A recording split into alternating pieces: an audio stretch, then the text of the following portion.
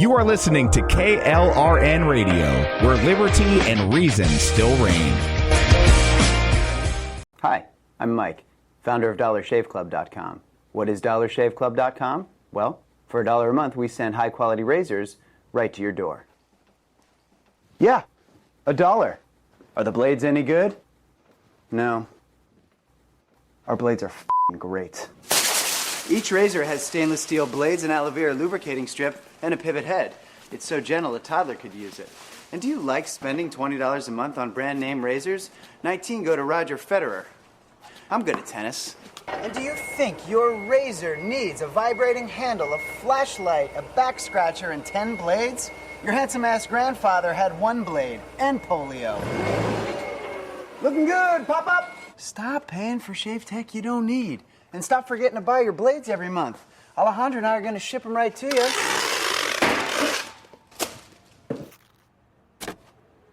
We're not just selling razors, we're also making new jobs. Alejandro, what were you doing last month? Not working. What are you doing now? Working. I'm no Vanderbilt, but this train makes hay. So stop forgetting to buy your blades every month and start deciding where you're going to stack all those dollar bills I'm saving you. We are DollarShaveClub.com, and the party is on. I know karate, I know jiu-jitsu, I drive like a gangster when I'm coming to see you, see you, see you, see you.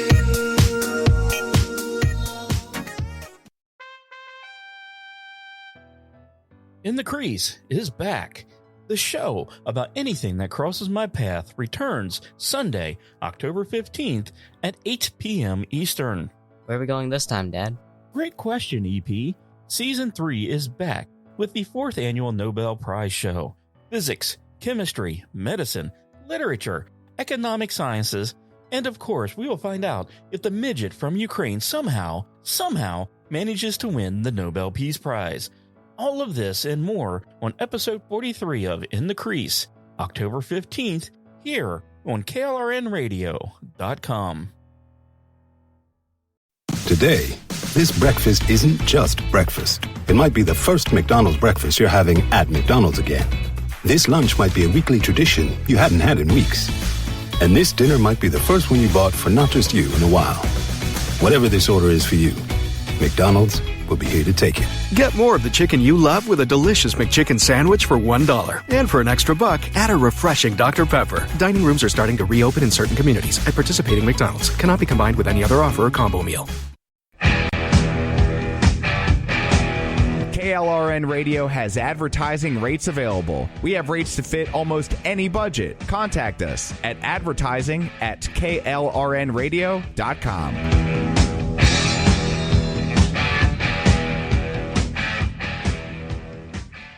In uncertain times, we could use someone to lean on. Blue Cross and Blue Shield of Oklahoma will stand by you with plan options to fit your budget.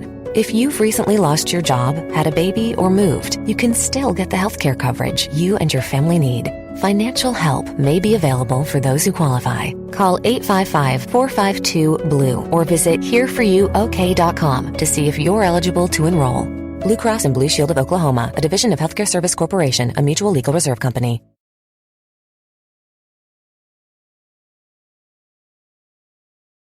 The following program will contain coarse language, adult themes, and references to titties and beer as often as possible. Listener discretion is advised.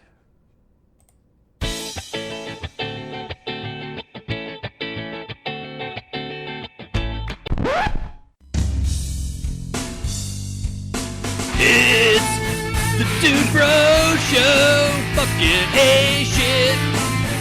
Dude Bro. Dude Bro Show. Titties and beer. Titties and beer. Dude Bro Show. Fuck yeah. Unsupervised. Oh shit.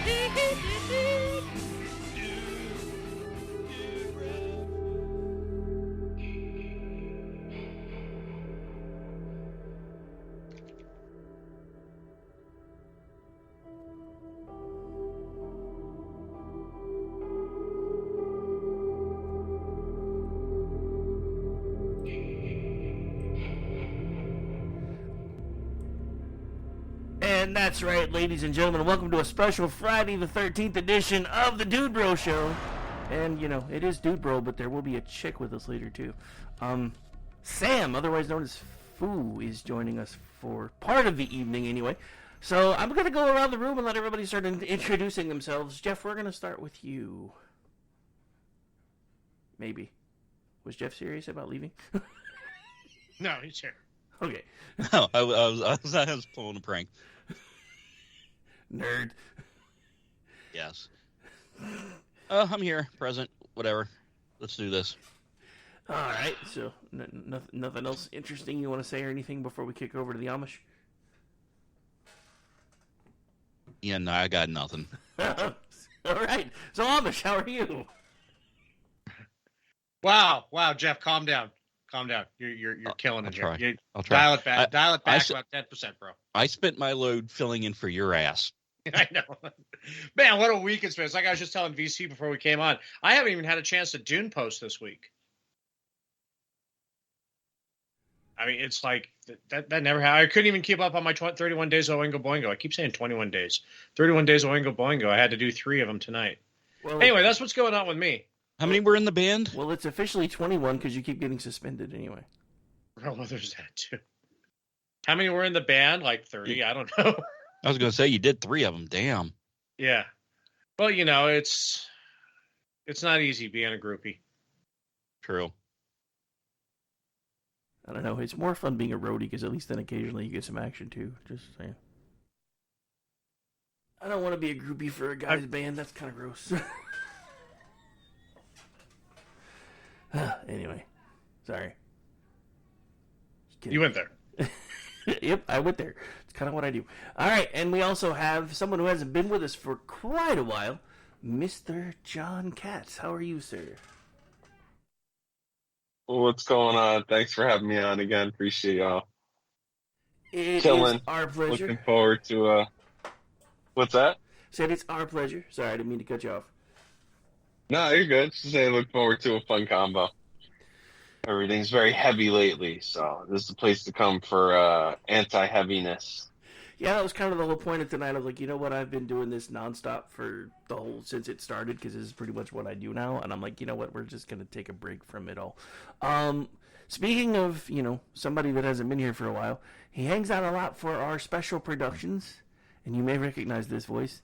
Good evening, Mr. Vincent, sir. How are you? Good evening. How are you? I'm alive. It's about all I got. I'm tired. I'm Coach Vin from the swim team. Oh Jesus! It's been that kind of night. I'm not going to mince words. I'm really, really fucked up right now. So yeah. Outstanding. I don't blame you. I actually got busy mixing some stuff together and forgot to make a drink. So at some point we will be taking a break so I can fix that. Or once everybody. Oh gets no! here. I figured I'd go ahead and pregame it because if I started during the show, it just wouldn't be polite. So and I did all my drinking beforehand. It's all good. Normally, when I'm the guy pushing the buttons, I try to get everything off and running before I start drinking, so nothing goes completely sideways. But you never know. Sometimes it still does anyway. Just ask Amish. All right, that works. We do have Sam or Foo joining us here in a little bit as well. She's been provided the link. She's supposed to be coming on here in about 5 minutes or so, but you know, yeah. So while we're talking about Levy, real quick, VC, I am so happy you got that tweet I made because that can go to if people don't understand the joke, that looks really fucked up. The joke is, if you've seen it in the feed, the joke is there was an episode of The Simpsons where Bart promised Milhouse some fudgesicles, and he's all, "Where's the fudgesicles, Bart? You said there would be fudgesicles." I did that with Hamas's in Day of Terror. So where's the terror? You said, or where's the Ragicles? You said there would be Ragicles, Hamas. So. Well, apparently there's been a bit elsewhere. Just not. I think they're actually still kind of afraid of us. I'm not sure why anymore because Biden makes us look like a fucking moron. But they've been doing shit everywhere else, pretty much. Like, we're not doing politics. I was just no. I'm saying I was I'm, relieved. Let me just say one thing. They remember that quote from that Japanese admiral. That's why they don't do anything here. Behind every blade of grass, you will find a rifle. And now Okay, it's was that Define actually, 3. was that no? Okay, never mind. It was the sleeping giant one because I remember what one of the quotes was attributed to Hirohito, but it was actually from Tora. He never actually said it. No, I think that was one of the admirals in the IJN who said that. Okay. He was one of the ones who said bombing Pearl Harbor would not be the greatest of ideas. Yep. And he was correct. I tweeted something earlier about 2A. You know, obviously we're not getting political, but yes, it's the one thing people don't bring up because obviously it's not really written in there. But listen, man, more than anything, obviously they always talk about tyranny here, but yeah, it's the biggest, other than nukes, obviously, which requires you destroying other countries. It's the biggest deterrent for the reason why no one ever has or will put boots on the ground in this fucking country. Attacking us and doing other type of shit, that's different, but actually trying to do a ground invasion, forget it. I mean, talking about, look how long we were in Afghanistan, those guys were in the hills. You know, what is that, 1% of the population we have of armed people living in hills? You know what I mean? What are they going to do? Go through Kentucky and fucking West Virginia and every other place? Forget it. Hey, it was like that in that documentary. You know, you may have seen it. It was called Red Dawn. They paratrooped into Colorado because they knew exactly that's where the guns were. They needed to cut the resistance off there. Yeah, I can't remember the percentage of U.S. households that are armed, but it's up there. And No, some of us are more armed because I just bought one the other day. So yeah, we're good. Too bad for the they don't talk about that a lot, but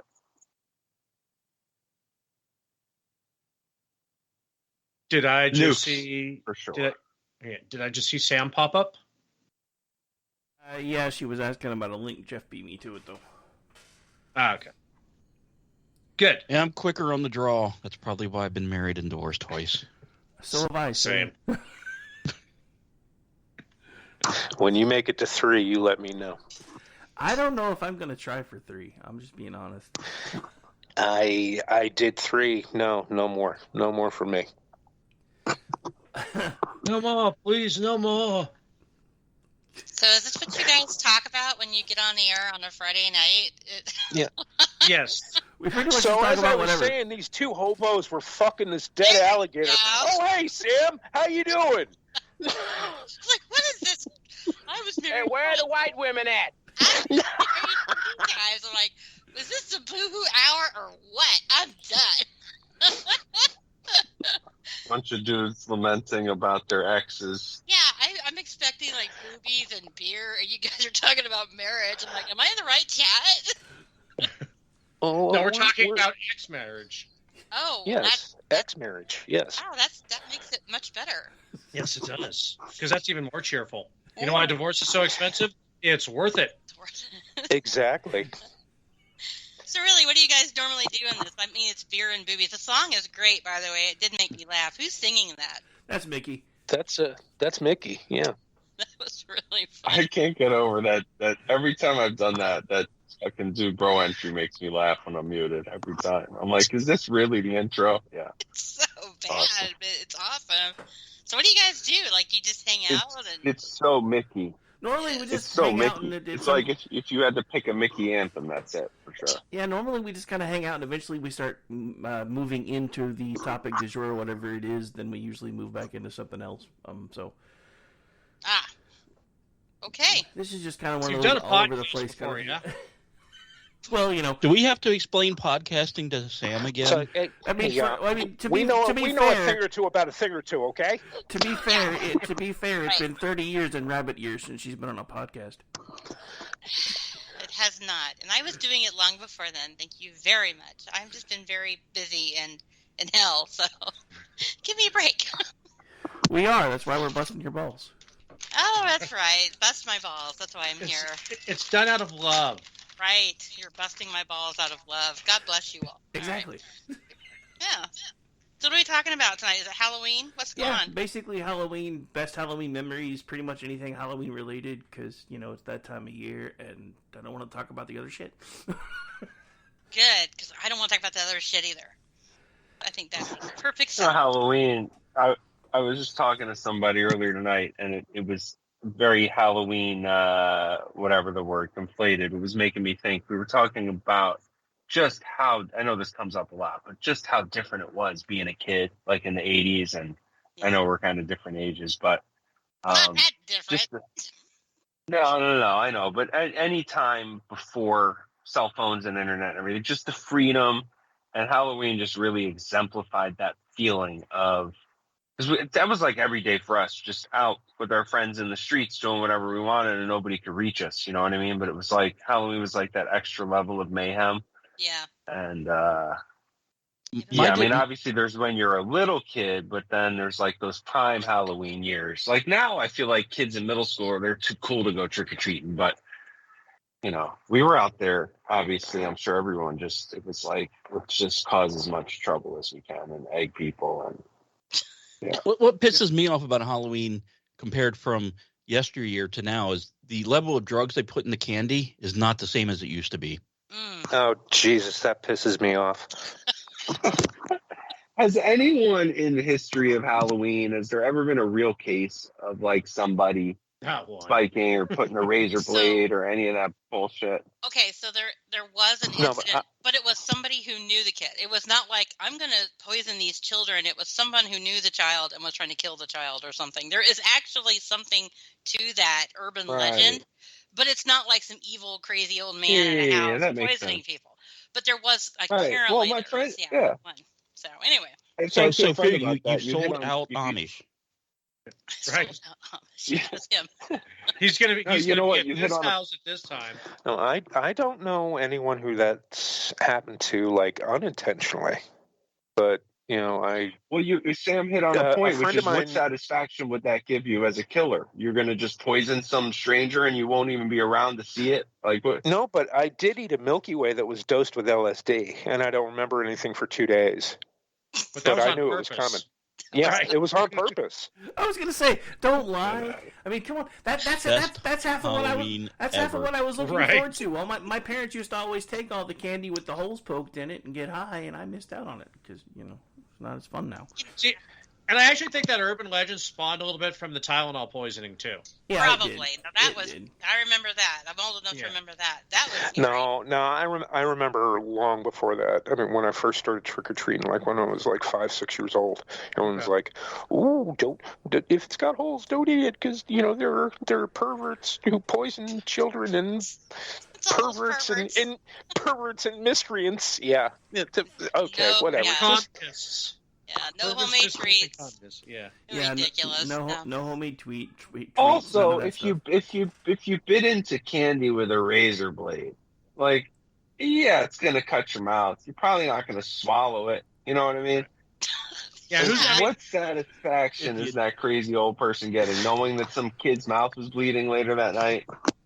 I got If I swallow it, I'm gonna call natural selection wins.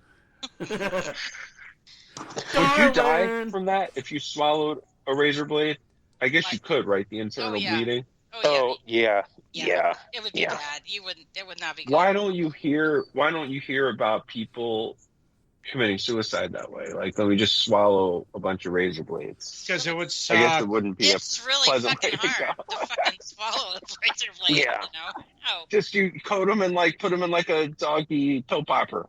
Because you know what? No, because I'm most of the people that there. commit suicide aren't porn stars. I'm going to throw this out there on the next If you took a pill popper with 5 razor blades in it, I think you would get the job done. This is a dark conversation. I'm sorry, guys. I think it's all just a conspiracy put together by big radiology to get all the parents to X-ray their candy. On the next, you want a dark subject? Let's talk about buckwheats. No, let's not. Thank you. And I'm not talking about buckwheat from the Little Rascals. No, you guys know I do. You know what a buckwheat is? I do. Okay. I'm familiar with what a buckwheat is. It's from the movie. Actually, the reason I know it is Things to Do in Denver When You're Dead. No, And- this actually happened to somebody that I know of. Yeah. And they shoot you up your butthole, right? That's the buck. Go on. No, you just put a round up somebody's backside and It rattles around watch till they them. die. Yeah, watch them. Get the twitching awfuls for about 20-30 minutes as they suffer horrendously, bleed out, and die. So let's just say, for the sake of note taking, if someone were to also asphyxiate themselves at the same time, You're gonna die, man. we could achieve an enlightenment never seen before. I'll be back in about 10 minutes, guys. Oh my god. Or not. It's like, what was that line that Christopher Walken did? Buckwheats for everyone. And Jeff was never seen again.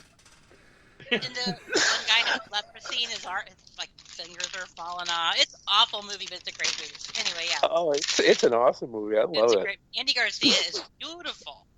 Beautiful in that movie. Yeah, I know you guys think he's beautiful too. Yeah, absolutely. He's a handsome fellow. Yes, I'm secure enough in my masculinity to admit this. To the real thing.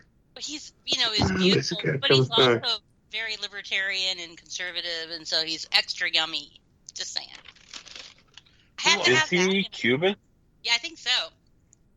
That explains a lot. That would make sense. Right? Yeah. So Halloween.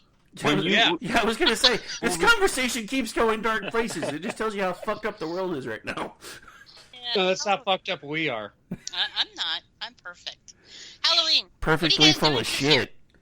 Yeah. What are you guys doing here? Anything? Well, I'm turning off the porch light and locking the door. That's what I'm doing this year. Oh, really? That sucks. Don't do that. So no kids come around here anymore. Around in this neighborhood. I had a salad bowl. I have an old wooden salad bowl. My mother's old wooden salad bowl. You remember the salad bowls from the 80s? I had that slap fucking full of candy. I blew maybe $15-20 on candy. I'm like, all right, kids are going to come by, going to see some cool costumes. One fucking kid came by. Oh, that sucks. Here's the bowl. And it was towards the end of the evening. Kids stopped coming around about 8:30, 9 o'clock, something like that. Yeah. So I'm like, I just took like a big heaping 2 hands full and I just put him in his bag. I'm like, you lucked out, son. He's like, oh, thank you, thank you, thank you. And I ate the rest myself. There you go. Well, and this kind of goes with, since the advent of trunk or treat, the people coming up and down my street is like maybe a tenth of what they used to be. Yeah. I mean, when I first moved, when I moved to Philly in 2008. It was right after I retired, and it was August, and that Halloween that year, I ran out of candy. There were so many fucking kids, and I had to turn the light off and put a little sign on the thing. Sorry, out of candy. And every year since, it's been fewer and fewer kids coming by. And, it's not the neighborhood, because this isn't a bad neighborhood. I live out in the burbs. I don't live in Philly. And this town, has a fairly sizable police presence. If there's any crime, it's petty crime. Not something that, would keep kids off the street on Halloween. But it's been fewer and fewer people every year. So, yeah, people are like, oh, Halloween's the best holiday. No, it's not, because the kids don't come around anymore. It's not any fun. And what am I going to do? Dress up in a costume and go to a fucking neighbor's house? Yeah. I hate my neighbors. I fucking hate my neighbors. No, I wouldn't piss on their heads if their hair caught on fire. We are very different here. I think we have 300 to 400 kids every year, and we do the whole house, and we give out full-size candy bars, and I'm a Halloween fanatic, so I have a very different experience. And I would be totally the other way if, like, to your point, no one showed up. But we have a full yard, full house, full kids. Crazy here. Awesome here. I'm jealous of people like that. I'm with them. I get no trick-or-treaters, but I have no kids. So it's funny because when you're around people with kids and you see them kind of living vicariously through them with all the holidays, I'm always like, oh, that must be nice. Like, if I had a bunch of kids, like, it would be fun, Like, to kind of live that again and get to do all that. But Mine are outgrowing it, though. Mine are 18 and 16 now. And so they're like, okay, fuck you, Mom. I'm going to go do movies and hang out with my friends. And so it's me and my husband, you know, and we're the ones hanging out and doing candy and putting the house together. And I'll share. I have always put the pictures and things up because it's insanity. Yeah, you do Halloween big. We do Halloween. We are the Halloween house in our neighborhood. We actually we're selling a TV in our neighborhood, and the guy came over, and he's in our garage. He goes, holy shit, you're the Halloween house. We're like, ooh, yes, we are. You know, we're insane, but I'm really sorry. That's not fun. I guess that would suck for people not having any kids to do that with. I get it. I feel like even, that's what I was saying before, even like I feel like a 12 or 13-year-old would feel like they're too cool for it nowadays. Yeah. Like if you look at the average like 13, 14-year-old when we were kids, like we were still kids. Right. It's now they're just like so fast to be cool and seem grown up. We get lots of teenagers, but again, it's the neighborhood. Our whole neighborhood does Halloween, and we always tell kids, I don't care if you're 7 or 18, I'm going to give you candy if you come to the door. So high school trick or treating was fun. We'd go out with the pillowcases. Dude, yeah, lots of pillowcases. The last time I think we dressed up and went trick or treating, we were in high school and we dressed up, me and like 3 buddies, and we all dressed up as chicks. And, you know, back then it's like, it's a fun thing to do. Like, you know, no one's questioning their actual identity or anything, you know what I mean? But the looks we got, people were really frightened of us. Like because we were probably a little too old to be trick-or-treating, but yeah, we would show up at these people's doors and it's like 4 dudes in drag. And we got some looks for sure. I think that was the last one. Something you want to tell us, John? It's okay. It's a good space. You're safe here. No, it's funny because when I was thinking about it, I was like, if people did that now, it would take on a totally different connotation, you know? Yeah, well, maybe. But you should be able to have fun with it. You should. So anybody else doing anything? Or are you all just shutting off your lights and no candy? And Oh, I'm back. Oh, God, that was great 10 minutes. Uh-huh. So, you know the comedian Jimmy Carr? Yes. Tries to say the most offensive jokes possible. Well, yeah, since Dave Attell died. Yes. Well, I am going to embrace. Anthony Jeselnik is in it. I'm going to harness the power of Jimmy Carr for this very next, very inappropriate joke. So yeah, for this Christmas or this Halloween, I've told my son, you know, our original plan has to be kicked to the curbside because I was going to go as King Richard and he was going to go as Saladin, but we live next to a Jewish center. Oh, Jesus. Oh. I really needed a rim shot sound effect for that. I don't have one. I'd pay cashy money to see that, though. I would. Yeah. Well, you know what? Aside from current fuckery, that probably would have been a good joke. Yeah. You know, but you leave it to people to ruin things. I know, right? Fucking terrorists. Always ruining And by the way, that was also a joke. Dave Attell is still alive. It just his career is dead. Yeah. I after the last He Said She Said appearance in Wednesday show, I'm going to get banned from KLRN, aren't I? Oh, you got a lot of work to do. I was going to say. Yeah, you're fine. Have you seen the people on the channel? Yeah, you're good. I am getting there. See, I still decorate. I still have the candy. I may get, you know, every couple of years a grip of kids show up who are just passing through. So, you know, I'm always ready for it. But otherwise, I got candy, so fuck it, I don't care. And I like the holiday. I'm bigger on Christmas than I am on Halloween. But you know, it's just you know, give me a holiday. I'll fucking decorate. Yeah, they're already putting out Christmas decorations, dude. I fucking love it. No, seriously, yes. Bullshit. Yes. Early. No. Too early. Because you remember the Christmas show we did. Yes, I loved Christmas. Scrooge was supposed to. Scrooge told everybody at the touch it. At the end of the show, everybody needs to hold Christmas in their heart for the whole fucking year. So I don't said tell it. me it's too early. It's too early. I'll tell you again. No. Okay. No. I was in Lowe's today, and holy shit, the place is all Christmas. It is 100% Christmas. It Come is. on. Respect. What about Thanksgiving? I mean, I love Thanksgiving. I hate Thanksgiving. No. You ruined hate it, Phil. Thanksgiving. You ruined it. Who the hell best. hates Thanksgiving?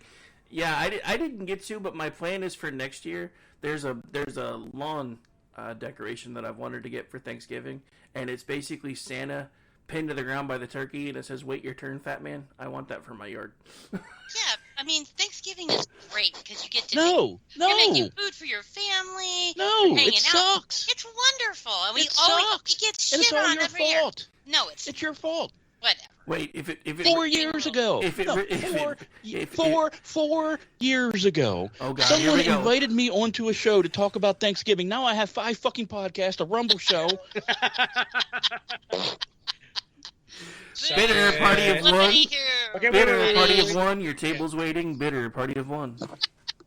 Thanksgiving is such a wonder, and it is a holiday that gets shit on because everyone's like, "Oh my God, Halloween! Oh my God, Christmas!" But we have to. I mean, I'm a big Thanksgiving girl. I think fat and happy, and pies and turkey and mashed potatoes, and come on, it's a time where you have to sit with your family and love each other, and I love it. See, that's the thing, though. I don't deal with it so much at Christmas, but at Thanksgiving it tends to bother me because I'm old enough to be running out of family members. So, yeah, that's the reason why I'm not too keen on Thanksgiving so much. But wait a minute. Christmas, VC just cheered me up for Thanksgiving. Now I can sit around and count the number of my family that kicks the bucket. Thank you, VC. Hey, See? That's all part of the service. But with Christmas, I don't worry about it because actually the reverse is true. I have 6 grandkids. Wow. So, yeah. See, You that's breeder. awesome. I think that's amazing. I'm busy at Christmas. Yeah, I'm not And that they're busy like, yet. and they're like, "Oh, Poppy, let me," and here I am just spending money nonsensically, money that I'm retired, I'm on unlimited income. But if making them happy means I've got to eat ramen noodles 4 nights a week, I get you. I'm all over that shit like ugly on an ape. That's so good. That's a good grandfather. That's how it's supposed to be, man. I love that. I know people say it's too commercialized, blah, blah, blah. But there is something really wonderful about giving to people you love. So I think that's really cool. I had no idea that you were a grandpa, let alone 6 times over. Yeah. I have my own we offensive started early. line at this. I think, I was 19 when my son was Oh, born. jeez. Yeah, my daughter's only a year younger. And yeah, my daughter, she's 2 years younger, and they started early. So yeah, wow. I'm confident in my calculations. I will be a great grandfather by either 63 or 64. If I live that long. But hey, we're not jinxing that, sir. You're gonna be with us for a long time. A lot of this information would be common knowledge if someone watched Manorama. We do have 3 panelists on the show tonight. Oh, bitch and moan. Jesus, do you need a man pond? Come on, dude. Men are so whiny. Damn. The way I've coped with the loss of family members over Thanksgiving is that I now cook for the entire fucking neighborhood because it's like I have a lot of elderly neighbors whose kids we'll come get mom at Christmas and take her down and have her spend Christmas with us, but they kind of spend Thanksgiving alone, so I way overcook and give it to my neighbors. What's your Circle K budget? It's huge. You're such a sap. You really are, but you're a good sap. No, I'm a terrible person. You really are a horrible person. I heard rumors. I told you that in confidence, Sam. So all I'm going to say about 6 grandkids is I'm now up to 13. So yeah. Holy shit, 13. Yep. Dang, Rick. yeah, but you're older than me, aren't you? I don't know. I'm only 50, so I don't know. He's the second You're youngest 50? in the room. Oh my God. And you're 50, 13.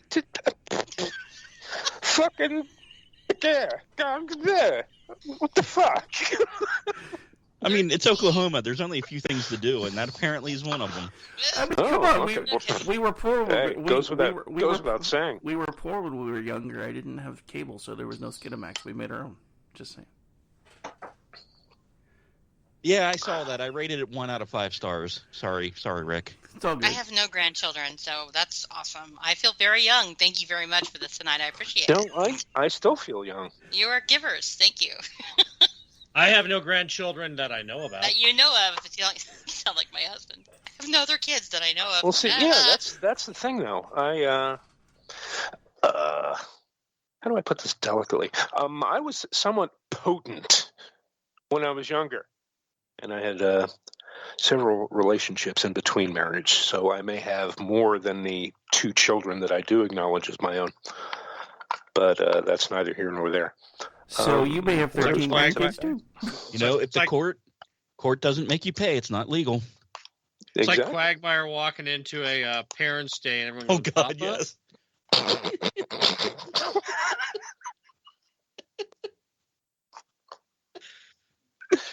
Yeah, except for me, everybody's got one ear slightly larger than the other and a slight gap between their front teeth, but yeah, okay.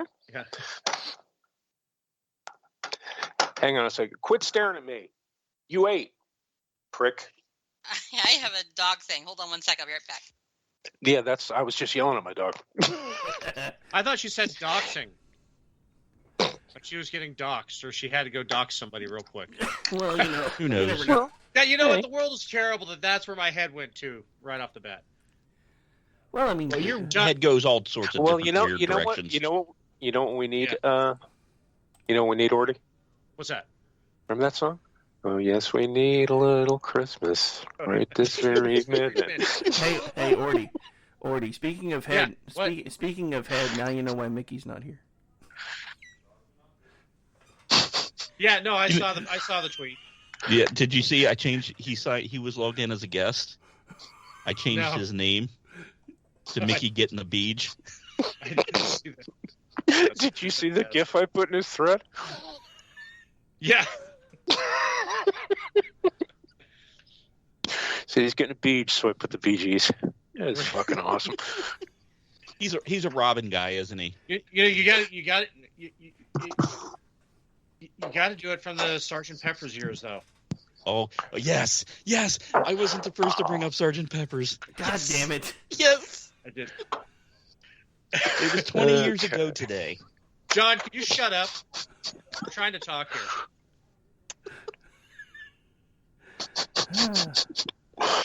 No, if I could post a GIF in here, I would. That one I would use. Oh, you motherfucker. Wait, he's back. And he's muted again. We lost him. There was a narrow window. You talking to me? Yeah. I'm here. Okay. How many other Johns What's are going on? No, I don't know. What's up? I didn't know. Where I you didn't know you were been, talking to me. It depends. If you're I've behind been here. Circle I'm K, there listening, could be man. several. Yeah. Y'all keeping the combo going. I'm just listening. Thanksgiving, I love. Christmas, I'm a Jew, but I do love the Christmas spirit holiday season. It's very magical feeling, actually. And I always used to spend them in New York. My stepmom was Catholic, so we got the whole experience. And then I went on to marry a Christian woman. So I really, as a Jew, I really celebrated Christmas pretty much every That's year. the best from of like both 8. worlds. Yeah, but it does have like it is. It's a really magical feeling. I talk about New York a lot in the 80s and 90s. Talk about a place that changed. Holy fuck! But it used to feel so special there around the holidays and the cold weather and all the music and lights everywhere, and everybody's kind of in a cheerful giving mood. So you're originally from New York? No, I actually never. I'm the only one of my family not from New York, but they're all from there. And then my dad moved back there, but I grew up in Virginia and then came down to Florida. But my dad was up in New York from like 8 years old on. So we flew up nonstop, including all the holidays. So all my holidays were up there. Mm-hmm. And yeah, I like this time of year. I like when the weather, especially Florida, It's the only time we get nice weather. Once all this rain stops, it's right around the time the rain kind of stops and we finally get some cool breezes going. Lasts about 10 minutes. Yeah, we have 10 two minutes. seasons That's here. 8 minutes longer than. No, never mind. Different. Yeah, I mean, it's starting to now not be brutally hot anymore, but it just fucking rains every day, and that'll go on for like another few weeks or so. Yeah, November through like February is definitely the best time to be down here. That's why everyone comes. If you live in South Florida, it's really wild because you'll be here in August, even early, mid-September, and it's dead. There's nobody here. There's nobody at the restaurants. There's no traffic other than, rush hour, busy areas.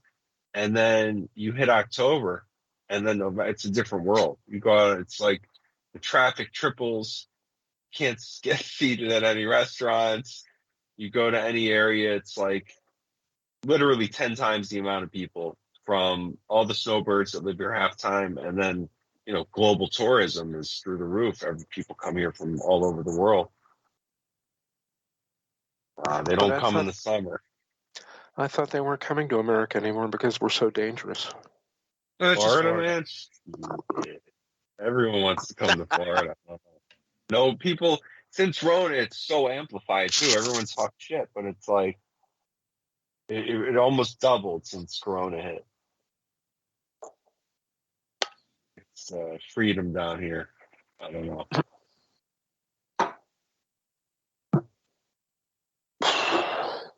So, okay, Yeah, back South- to how.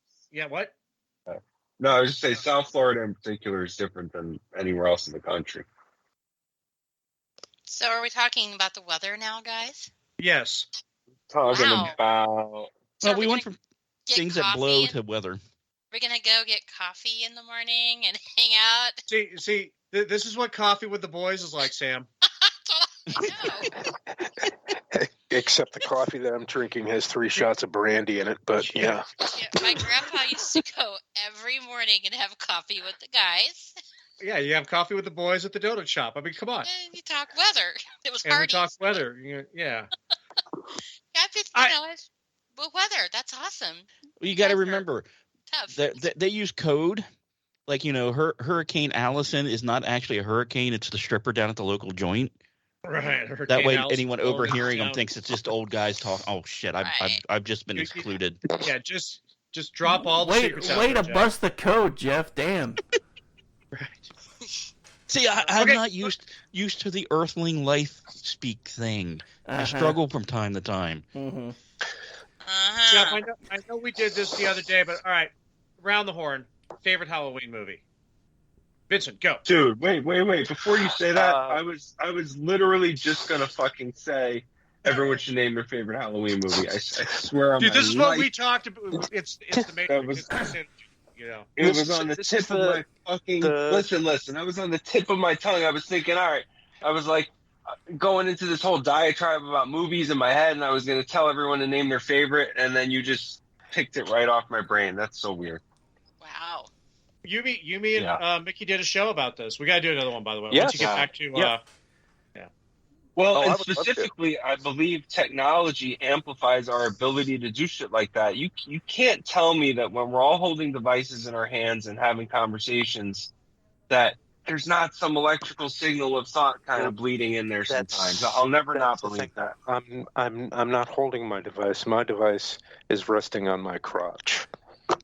Even more so, nothing closer than your balls. Listen, I've talked to people about this and had more ESP with people because of devices than anything. Anyway, guys, I thought you were gonna say something about your balls. I'm like, I'll done. say my favorite. Since I'm already rambling, I'm going to say my favorite scary movie just because we grew up on it and it's such a classic. The original Poltergeist. Someone referenced the Tylenol poisoning earlier. Yeah. For me, the key to a good horror movie, and I say this all the time, you can't. If I start what's supposed to be a scary movie, it's such a hard genre and it's dark right away, I already lose interest. It's like, don't start me off dark and scary. Start me off with bright, sunshine, normal days. And then Yeah, bring in I don't the like creepy dark and shit. scary either. I like posh better. I like when it's dark, but you got to start me off normal, or I'm not going to Ginger. scared. Like if you're coming into this dark, spooky old farm with creepy shit, it's like, all right, you're already going to the jump scares. That's why I thought Poltergeist was brilliant, because it started, and all that creepy shit was happening like during the day with the lights on. Yeah. Anyway. Yeah, no, totally. All right. Okay, favorite Halloween Give it movie? again, go ahead. Gonna go with Halloween 3. I fucking love that movie. Season of the Witch. Yeah. Fucking I rules. Yeah. I Wait, love Halloween 3? That's Yeah. Yes. Isn't Halloween that like 3. The trashy one? Dan Hurley makes that fucking movie because you see him and he is the kindest, sweetest old man, and then he turns into one degenerate motherfucker. I did that speech for the Halloween show last year. You did. Because it still strikes me. And he's like, oh man. And just the monologue he gives when he's monologuing to what's his name? The doctor. It fucking oozes menace. I mean, this guy has just seen some shit and done some shit, and he does not care. He gives absolutely zero fucks about it. He's just doing it because he thinks it's the right thing to do, and that's probably what makes it more terrifying, if you look at it that way. But yeah, I love that movie. I thought that was the worst of the franchise, to be honest. Dude, you seriously need to sit down and just seriously watch it. Fired. I probably need to rewatch it now that I'm an adult. But as a kid, I was not a fan. Just saying. No, you got to rewatch it. Rewatch it with your grown-up eyes. And holy shit. Yeah, because when I was a kid, I was like, okay, whatever. But when I started watching it again later, I was like, wow, this is wow. Well, that was what they originally intended for the Halloween franchise, was that they wouldn't just all be Michael Myers. They would eventually venture out into other Halloween stories. And so, yeah, part 3 is them kind of going in that direction. And then there was always this kind of feeling of, well, we need Michael Myers, and then you get back to 4. But, yeah, 3 is exceptional. And it's so awful because they kill that family in that room with their masks. Oh, man. Oh, my God. The brains and shit just come out. It's awful, but awesome. Yes, very good movie. Spoiler alert. Right? You haven't seen that it? movie was made in 1982. If you haven't seen it by now, what the hell? Tough shit. I've seen it. I was going to say, they all went together. I would have to go back and watch it, too. I definitely watched them all as a kid, yeah. 82, that has spoiled more than Madonna has. Happy Halloween, Halloween, Halloween, Okay. Sam, what's yours? Oh my God, there's too many. I don't have I love them. I watch them all year. And I love all the Halloween movies. I like all the old Psychos and all the Hitchcock. And I like to be scared. I like dark. I don't like torture and suffering though. So I have to like some of those movies like the Saws. I don't like those. Hostel, yeah. I can't watch that shit. Now I'm like, those could be someone's kid, I don't like any of that. But I love to be afraid. I like Friday the 13th. I like Poltergeist. Me the fuck out. What? Sinister was fucking Sinister. Yeah, Sinister's scary, and all one. the Conjuring movies are scary, but they're fun. Yeah. But I don't scare real easy, so I guess if I'm looking to be scared, it's probably something like The Exorcist. Which one? 3? No, 3. 3 is scary, but 1 3 bothered. is the greatest police procedural movie ever made. It is. I fucking love it. To the point where I don't like to watch it all the way through. And it's probably the only scary movie that I don't like to watch. Oh. So I would say it's probably my favorite because it scares me the most. Crab Walk. She just pisses on the floor. I feel sorry for her, but it's scary at the same time. It's just, part 3 is just scary. So man, when they brought out the director's cut of the first one, I was like, yeah, I got to get this. I still have the disc. I watch it very rarely because having a very Catholic upbringing. Yep, same.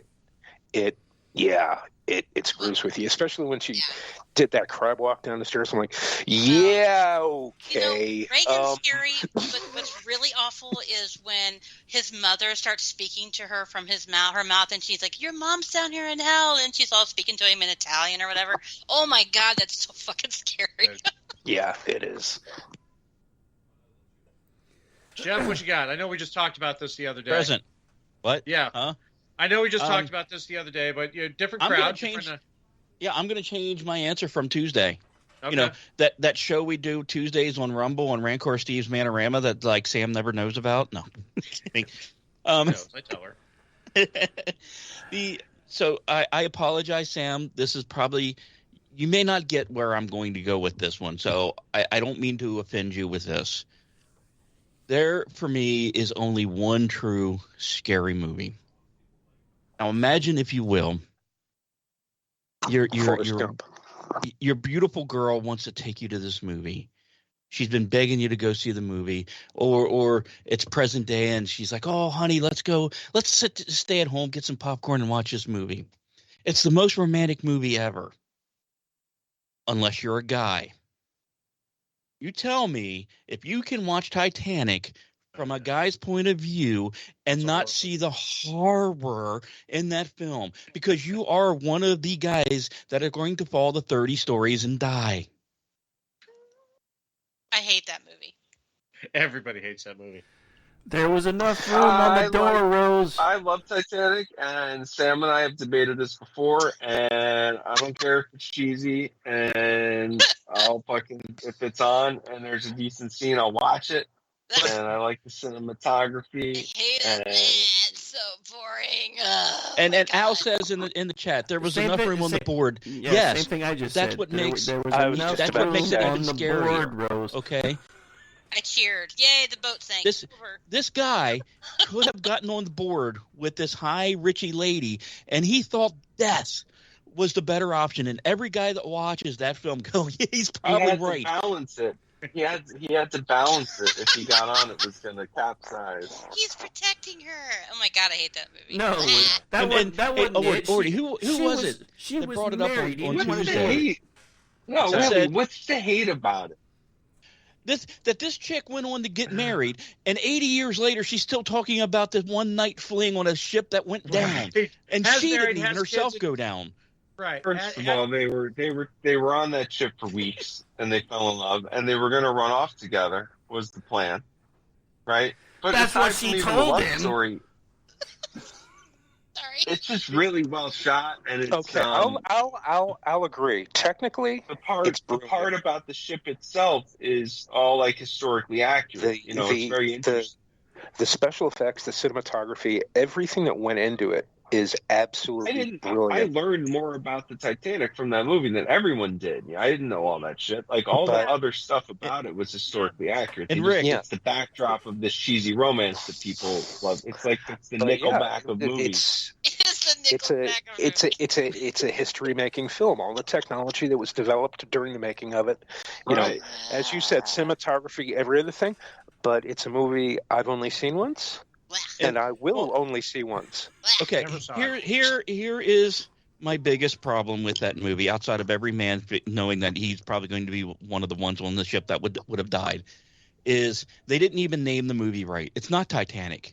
Rick and Orty, you want to tell us what the actual name of the movie should have been called? Shit. You're saying they sunk that other ship for an insurance scam or whatever? It should have been named The Olympic. Thank you. No, someone I thought.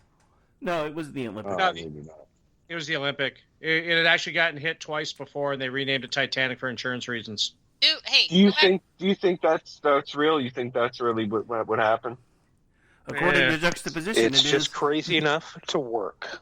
Right.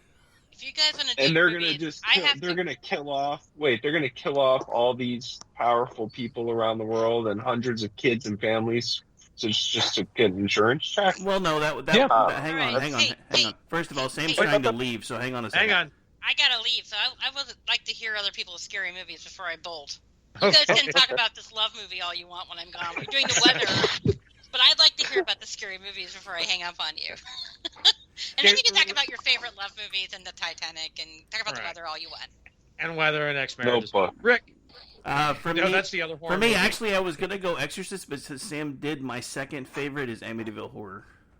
Ooh, that's a good one too. That is a good one too. That's another one that starts out, kind of cheery and then goes south. Yeah, it's awesome. Okay, yeah, it's when they start cheery that it grabs you, in my opinion, for sure. If you've been listening to KLRN for a while, you know my first one is going to be Pontypool. If you're not familiar with Pontypool, you got to go see it. Oh God, I love that movie. Isn't it great? That movie. Oh my God! Finally, somebody else who's seen it other than me. Stephen McHattie is awesome in that fucking movie. What is it called? Pontypool. It's How do you spell it? What? Pontypool. Pool. Okay. Yeah, it's and it's an interesting take on like the zombie apocalypse outbreak too, because it's based off of language, not an actual viral contagion. It's so it's kind of like they in order to like kind of normalize, you have to start speaking in gibberish. Oh, cool. And so what year did it come out? When did it come out? Oh shit, like early 2000. Awesome. All right, cool. All right, nice one to watch. Okay. So the other one, but I got to go. Cabin in the Woods, always because it's a satire. But one that a lot of people don't think of. We're going to go back to the creepy, especially if you're Catholic. Prince of Darkness. Oh, I hate that. Oh, so Satan in a Drum. I love it. Satan in a Drum with Alice Cooper. I love Alice Cooper. That's scary. I hate to be the party pooper. I do have to go, but this was really fun, and I'm just teasing you guys. This is actually really entertaining and something where no politics, and God bless you for that. But I gotta go take care of my kids and my dogs, so I gotta bolt. Bye, Sam. Thank you for letting me hang out, guys. You guys. Happy Odo Yamaguchi Day. Yeah. All right, so to backtrack for a second, because everybody's like, okay, favorite romance movie. Well, hang on. Left 9. Yeah. Hang on. To backtrack for a second, because somebody brought up. I'm a sucker for romance movies. Because somebody brought up the real reason that the Titanic got sunk. This is actually a episode of Juxtaposition, probably coming out in November or December. But the staunchest person that was against us starting the Fed died on that ship. I've read that before, yeah. Just saying. No, we did actually. Yeah, but here's the thing. Did we do that already? I see that a lot, or with whatever. Can't they just whack somebody? You need to kill hundreds of children to take out this one asshole, you know? Well, you know polonium wasn't really understood that well in 1920. What was it? Sorry? Polonium. Yeah, but I'm saying... Go ahead. No. Go ahead, sir. No. I was just... Yeah, if you don't know the whole polonium thing, that's how Russia kills its... that's the assassination tool du jour now. Through the umbrella tip. Yeah. I mean, there was rifles, you know. Yeah. Knives. But you got to make it. You said polonium and Russians in Titanic. Now I've got to watch Raise the Titanic again. You could blow up his car instead of sink a ship with thousands of innocent women and children on it. I don't know. You'd have to be an evil fuck for that to be your plan. Like, hey, let's get rid of this guy. You're going to have to kill 1,000 children, but I don't know. Hey, I guess we do that with other things, right? I was going to say, what's going on in the world right now? It's not like it's unheard of. Gulf of Tonkin. You know. Yeah.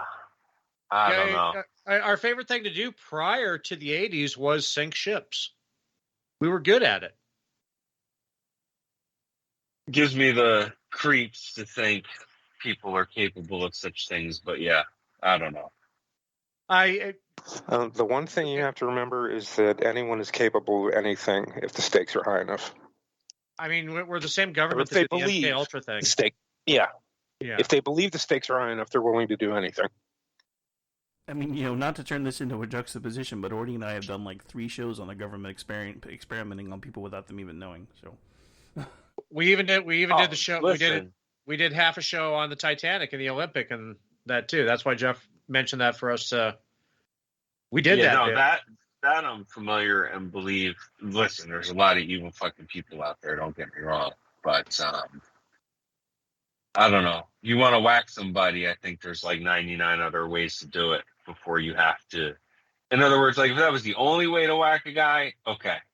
I'm saying whack like I'm in the mob now. Like if that was the only way to take him out, fine.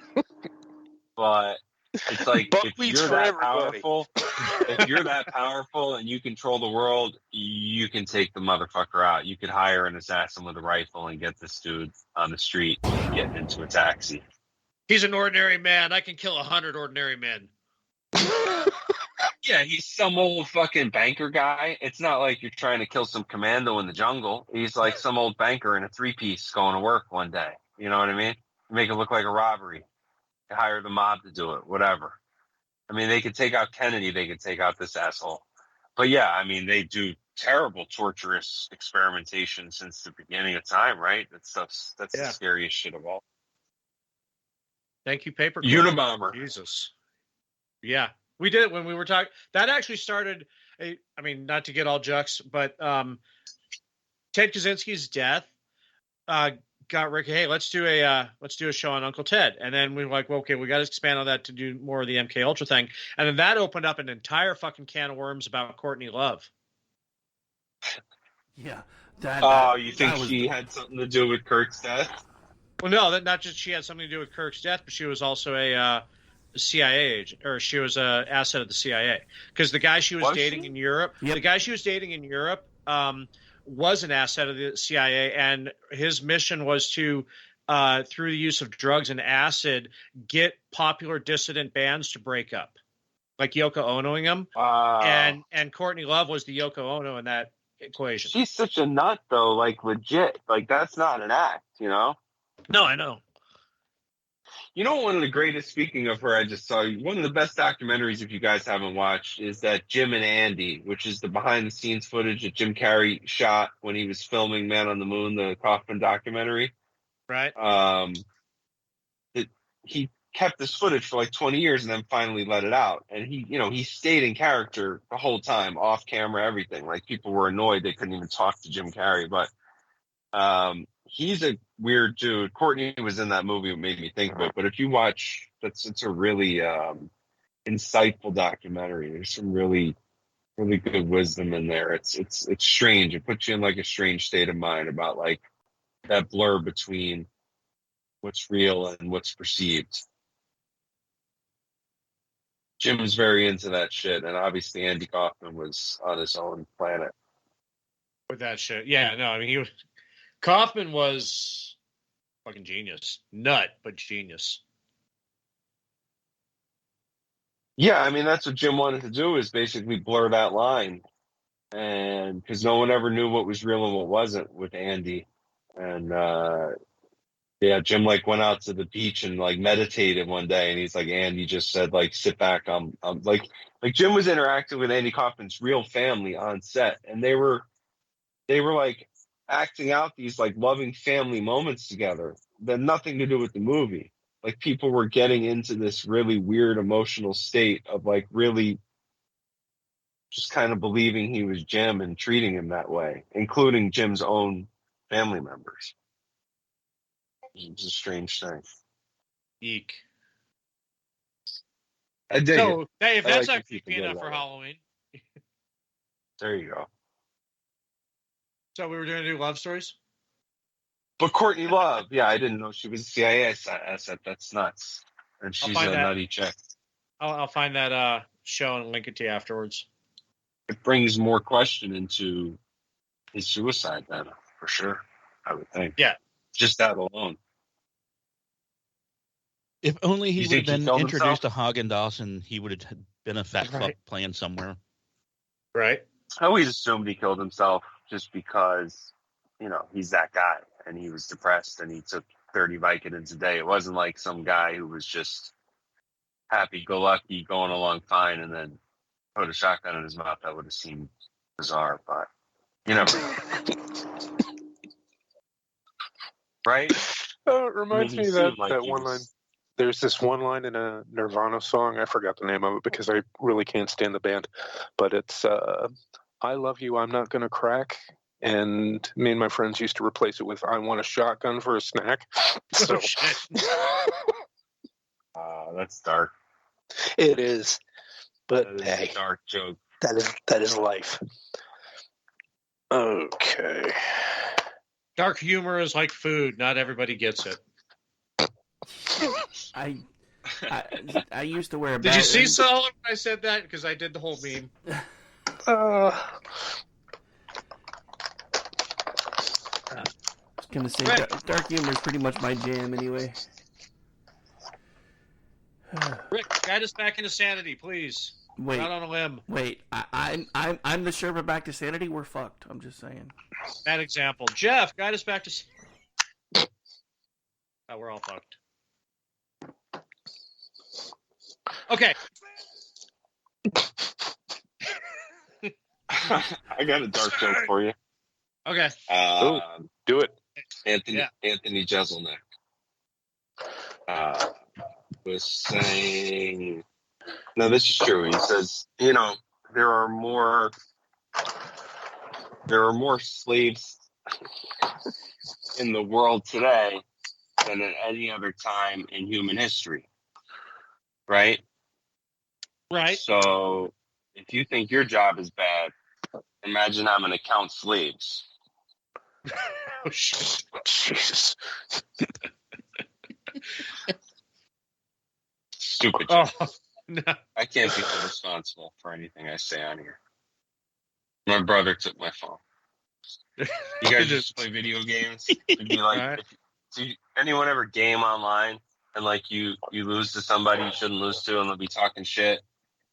And you'd be like, My brother took my that wasn't me. Yeah, it was my brother. He was playing on my account because you're so embarrassed. I can't believe I just got killed by the noob tube. But nobody else played Battlefield? You got a poop bucket? Oh, yeah. Can't be a level 100 currently if you go to the bathroom. That's what the 2-liter Pepsi bottle's for. So I've got a semi-dark joke along with kind of a combination of a dad joke. I told a girl, "You look great without glasses." She said, "But I don't wear glasses," while I was polishing my glasses. But I do. Oof.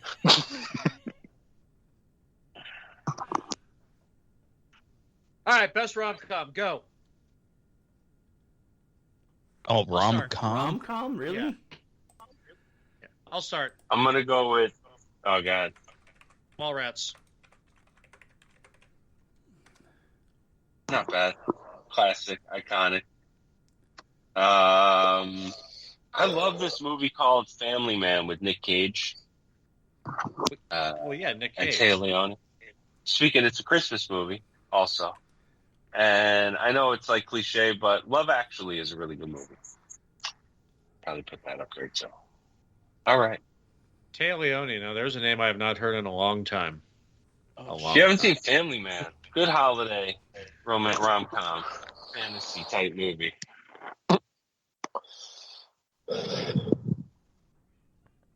Vincent?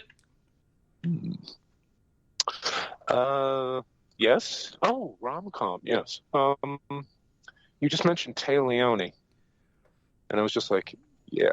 Téa Leoni. What's another rom-com she's been in? Yeah. Shit, what the hell is the fucking name of it? Hang on a second. I can look for it right now because.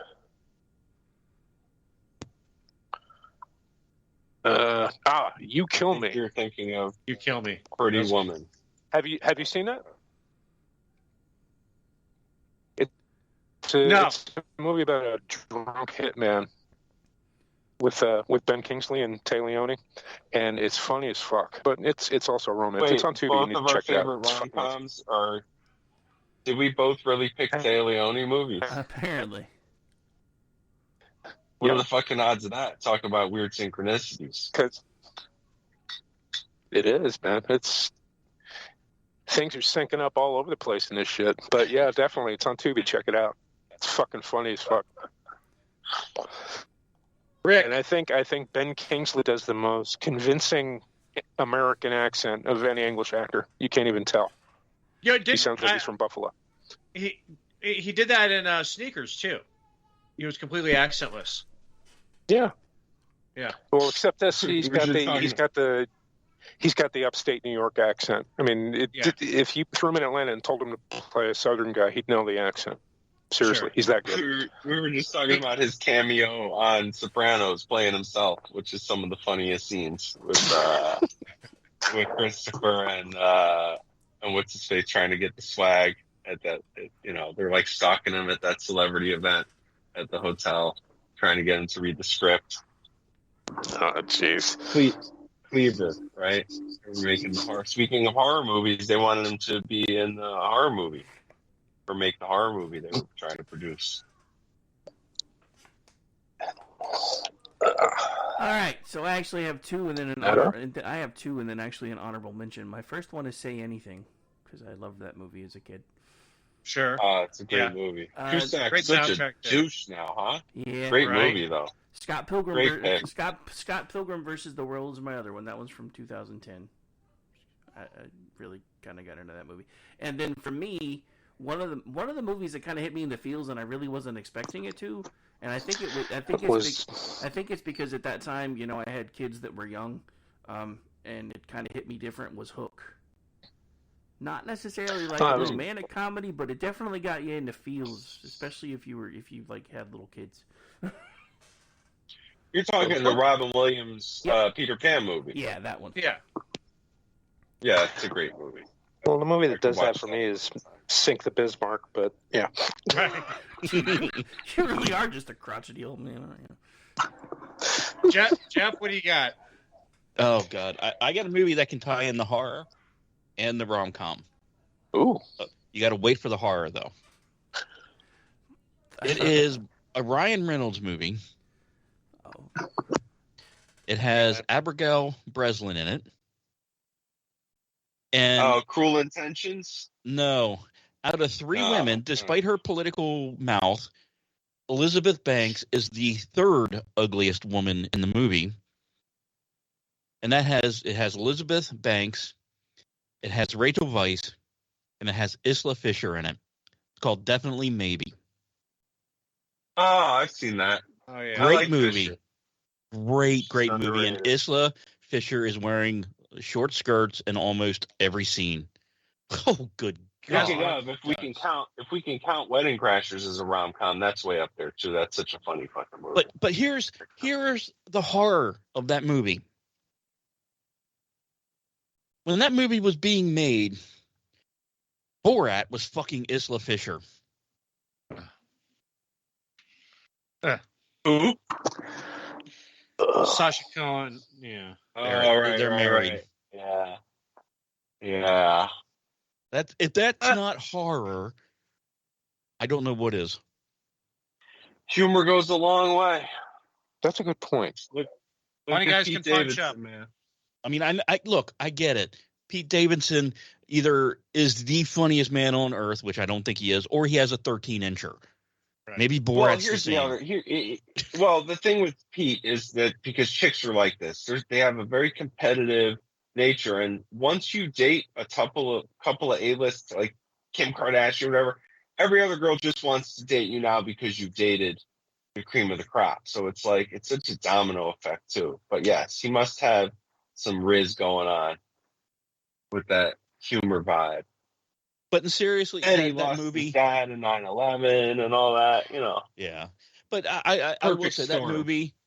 If you haven't watched it, it has a lot of sad moments in. And as someone who has gone through divorce with a kid and the battle and all of that, and shared custody for a while, it hits on a lot of feels that may ring different to other people, but. Like I said, Rachel Weisz and Isla Fisher is in that movie a lot. So mainly watch for the hot chicks, and then also if you want to get in your feels.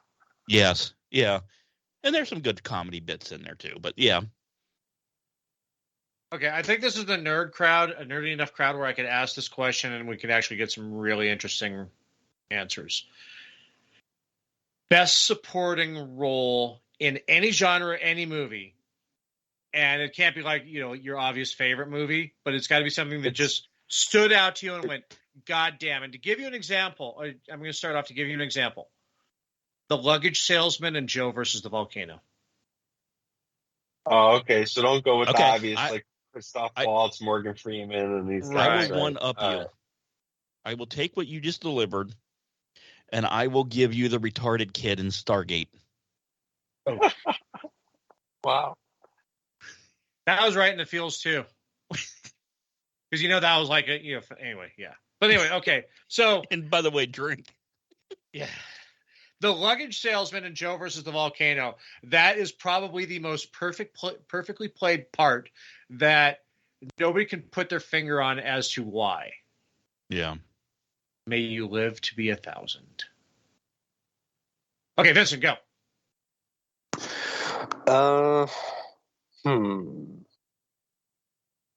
Supporting role in not a favorite movie. Have you ever seen Dead Again? Oh yeah, I love that fucking movie, man. Robin Williams. Nobody's seen that. I recommend that movie to everybody. How good is that? Yeah, it's on Prime too. If anybody listening has Prime, but Robin Williams plays a grocery clerk who used to be a psychiatrist who got busted for nailing one of his female patients. He is the person that ties that whole fucking movie together. Totally. Without him, you can't have that movie. And I'll just leave it at that. You have to watch the movie to understand.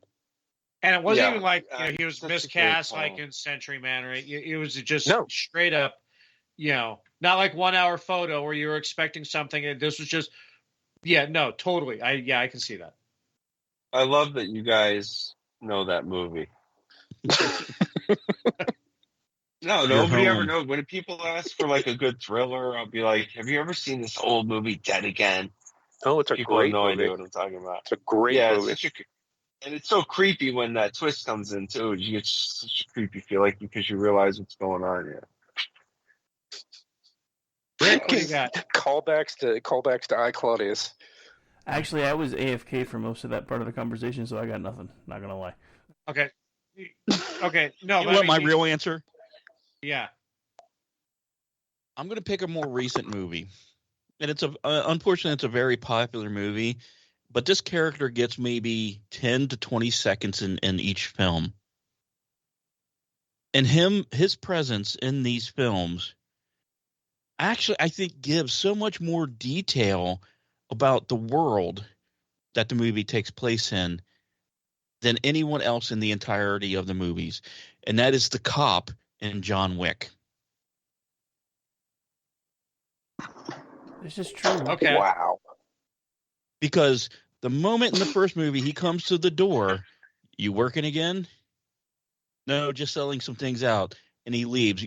All of a sudden, in that 10 seconds, you understand that the law does not apply in this world. Kind of like in real life, but we won't go there. He's like, but it's just a 10-second. Okay, John? Yeah, everything is, really odd and unusual. But this one cop just goes, "Oh, okay, yeah, you're good," and it just tells the audience completely in that 10 to 15 seconds, like, "Oh shit, this works above everything," without having to really say it.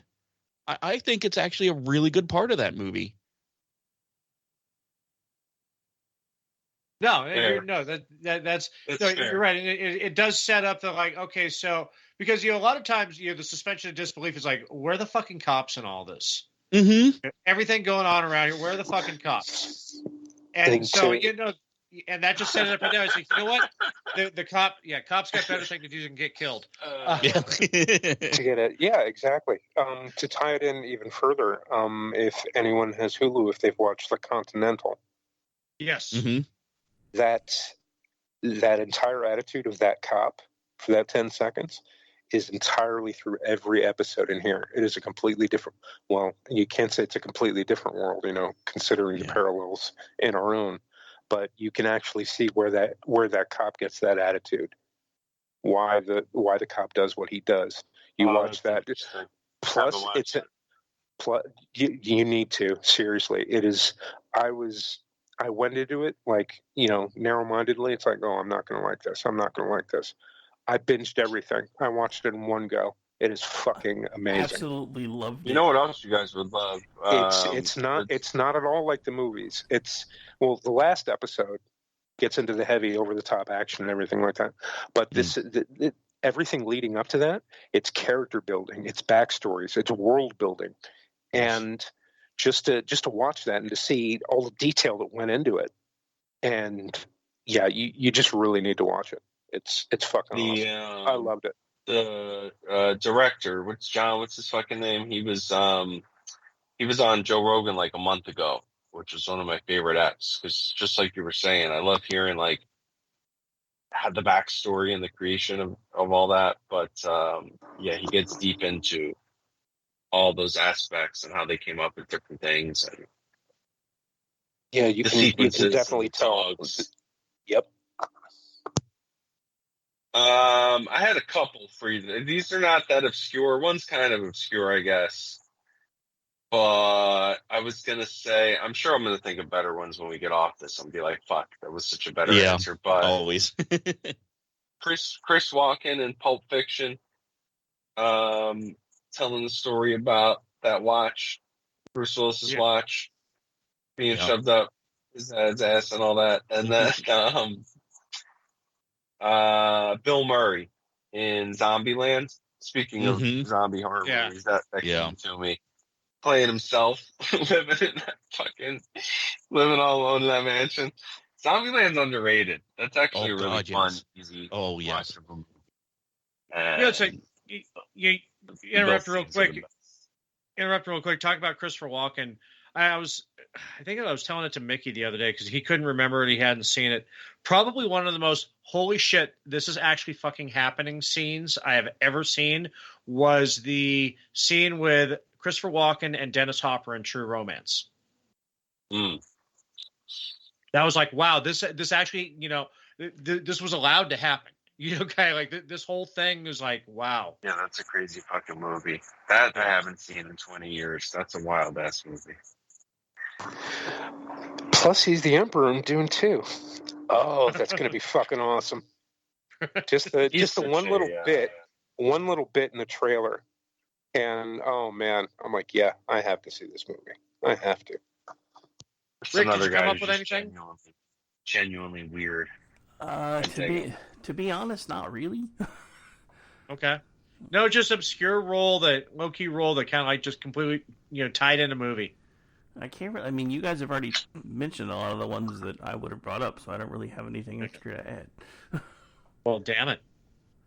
My favorite thing is going to be about Dune 2 I love all the press with like, oh God, they got to find a way to bring back Jason Momoa, and this and like, right? And me and Orty are laughing our asses off. and how Paul Atreides saves the universe. We're like, saves? Yeah. I got 3 words for you: 62 billion. B. Billion with a B. With a B. Everybody saw Dune 84 and thinks that's. Oh Dune. wait, I got one more. Because, okay. And this is on topic because I tweeted Mickey's since not here. Favorite movie, Point Break. Anthony Kiedis in Point Break. Boom. Yes. Jesus. Yeah. Such a great part as what's his name? Fucking War Machine. Well, not War Machine. War Child. Excuse me. Yeah. Kiedis is War Child, and I'm a huge Chili Pepper fan, so I had to throw that in there. You remember the movie Dudes that had Lee in it? We're gonna go even deeper than that. We're gonna talk about Anthony Kiedis' dad in the original Lethal Weapon. Remember him? The guy selling cocaine. Was he? Well, the Christmas tree. Well, first of all, I watched you. Okay, I was saying, the undercover. First of all, I've seen Lethal Weapon more than any other movie I've ever seen. I wore that VHS out as a kid. I watched it every week. It was my favorite movie. So yes, absolutely, the guy that he's buying undercover from, and he puts his badge down on the kilo and it slides off. Yeah, I had no idea that was Kiedis' dad though. Yeah, he's like, you like it? Tasty? Smooth? Yeah. You just blasting through the fucking trees. Yeah. I mean, we I guess we shouldn't forget Robin Bird's performance as Mrs. Hardwick in Debbie Does Dallas. I mean, that was a pretty good role. Is that really Kiedis' dad, though, the drug dealer in Lethal Weapon? Yes, it is. Fuck. I'm going to repeat this to everyone I know now and act like I'm so clever with this.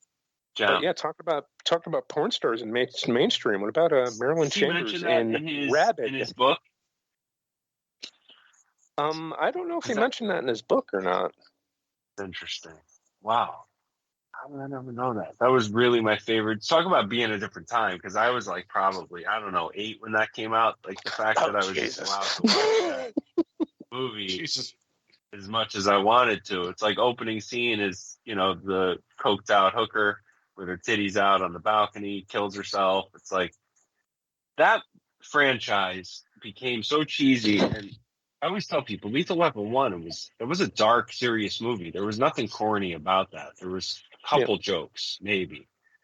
And they were dark jokes. And then it became like Joe Pesci joined, and there was like a cop buddy comedy by the end. But yeah, that first one, even the second one with the South Africans, pretty dark movie, and also very good, I thought.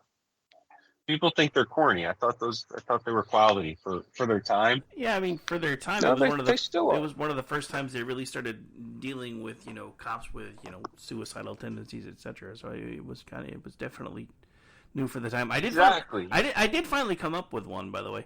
Noble Willingham from Good Morning Vietnam. He was the guy that played the general.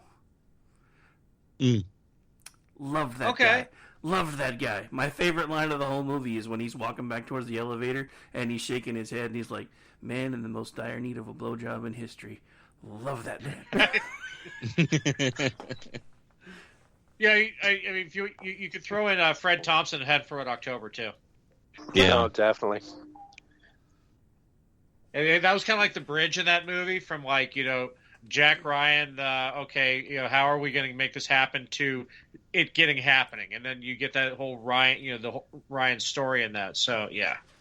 The only thing that pissed me off about making me want to go back and watch this. The only thing that pissed me off about that whole series of books is Jack Ryan was always played by somebody else in each fucking movie. I'm like, can we just pick somebody? Come on now. Well, I mean, they got Harrison Ford for 2 of them, but by the time they did Ford was good. Ben Affleck was in some. I don't love this. I'm a Krasinski fan, but I don't like him in that role. I don't know what it is. The second season I thought was not good. The first one was pretty good. This last one's okay. I don't know. Something about him. He doesn't feel like Jack Ryan to me. I don't know. I will say my biggest disappointment of a side character that's never been in the movie is Eccentrica Galambits. The triple-breasted horror of Eroticon 6. I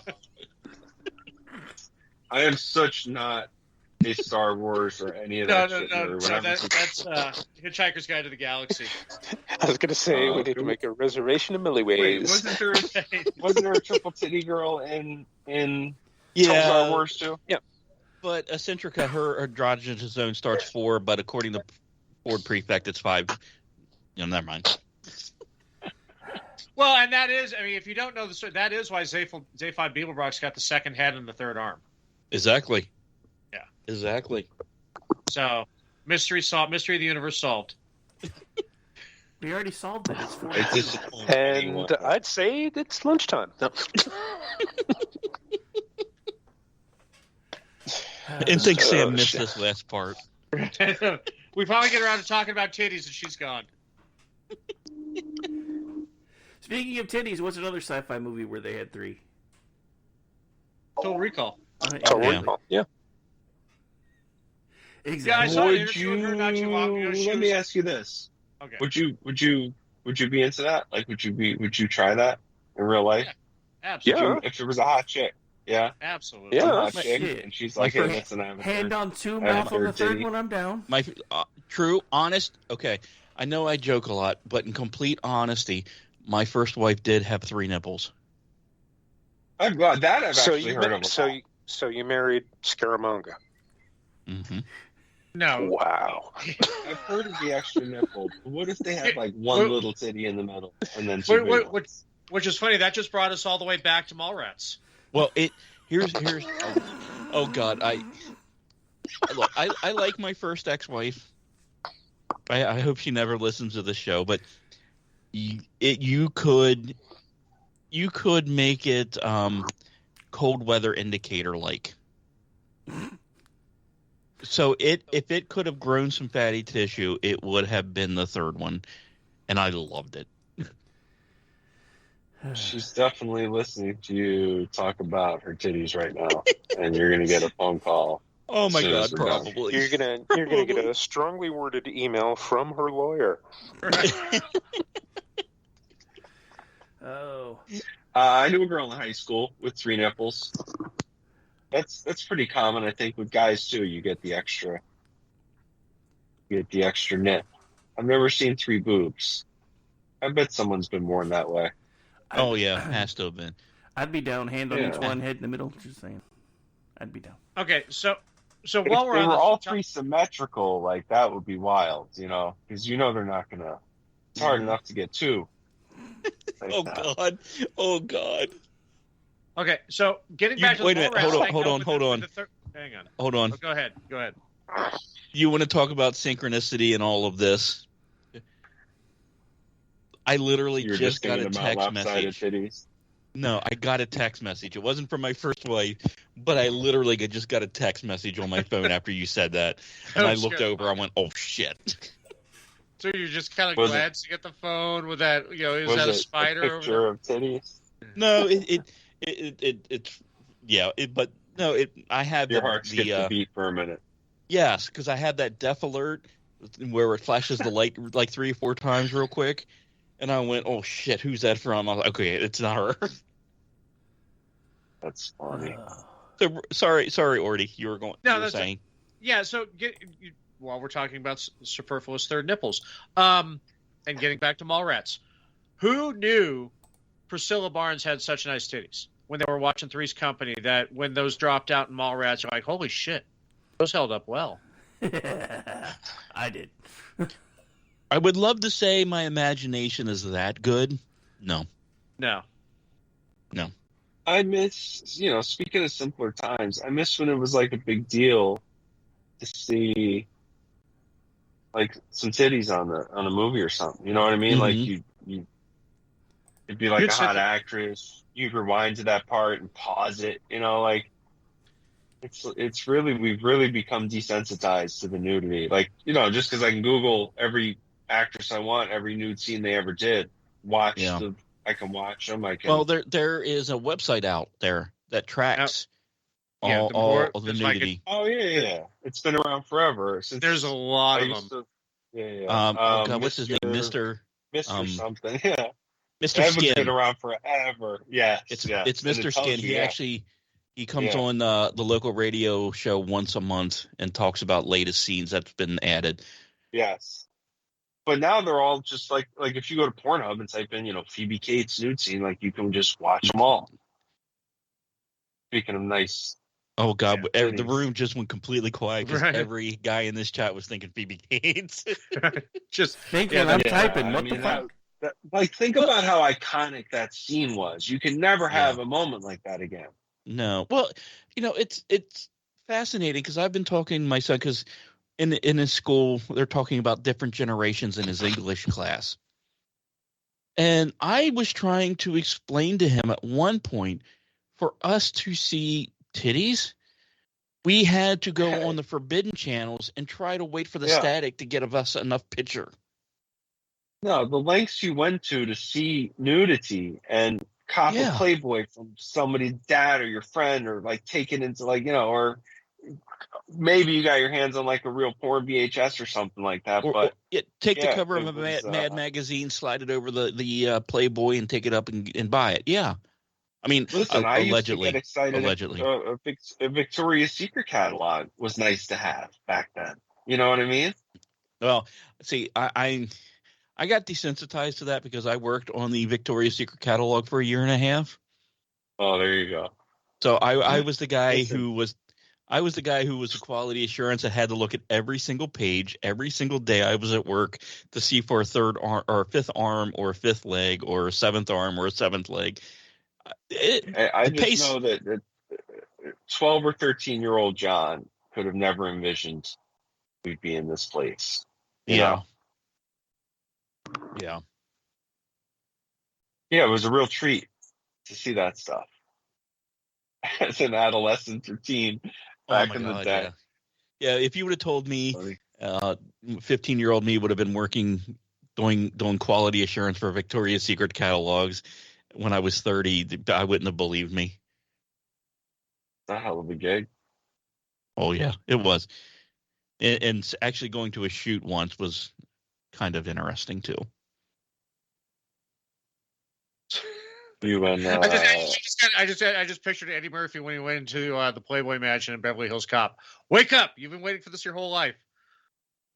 You know, the biggest problem I had with the shoot I went to was half the girls looked like they were 12. Except for Alessandro. I forget her last name, or if that is her last name, or I can forget her first name. Holy shit, was she the most amazingly beautiful woman I've ever seen. But yes, the rest of them look like they were 12. And you want to talk about any possible happiness down below being wiped away quickly, that would do it. What, they look too young? Yes. And they came in, looked like they were hungover, drugged out, no breast at all. I gotta say that this is a unsponsored product plug, but apparently Victoria's Secret bras do wonders for people who don't have breast. Yeah, some of them had some. Some of them. Seymour and them had some. Some of them. Some boobs going but on. Far more of them. Stephanie Seymour fan. Far more of them were benefited by the attire they wore than anything else. Yeah, most supermodels are tall, thin, no hips, no butt, no boobs. Yeah, sure. and like especially back then. Now they're not. Now they're curvy and thick, and it's a mixture. But back then, especially. And they were a lot like my grades in high school, A-. Right. I think it's funny, the way bodies and looks are fads. If you look throughout history, the way body types become the attractive thing. Yeah, thinking at one point, the more plump a woman was, the more well respected and wealthier she was.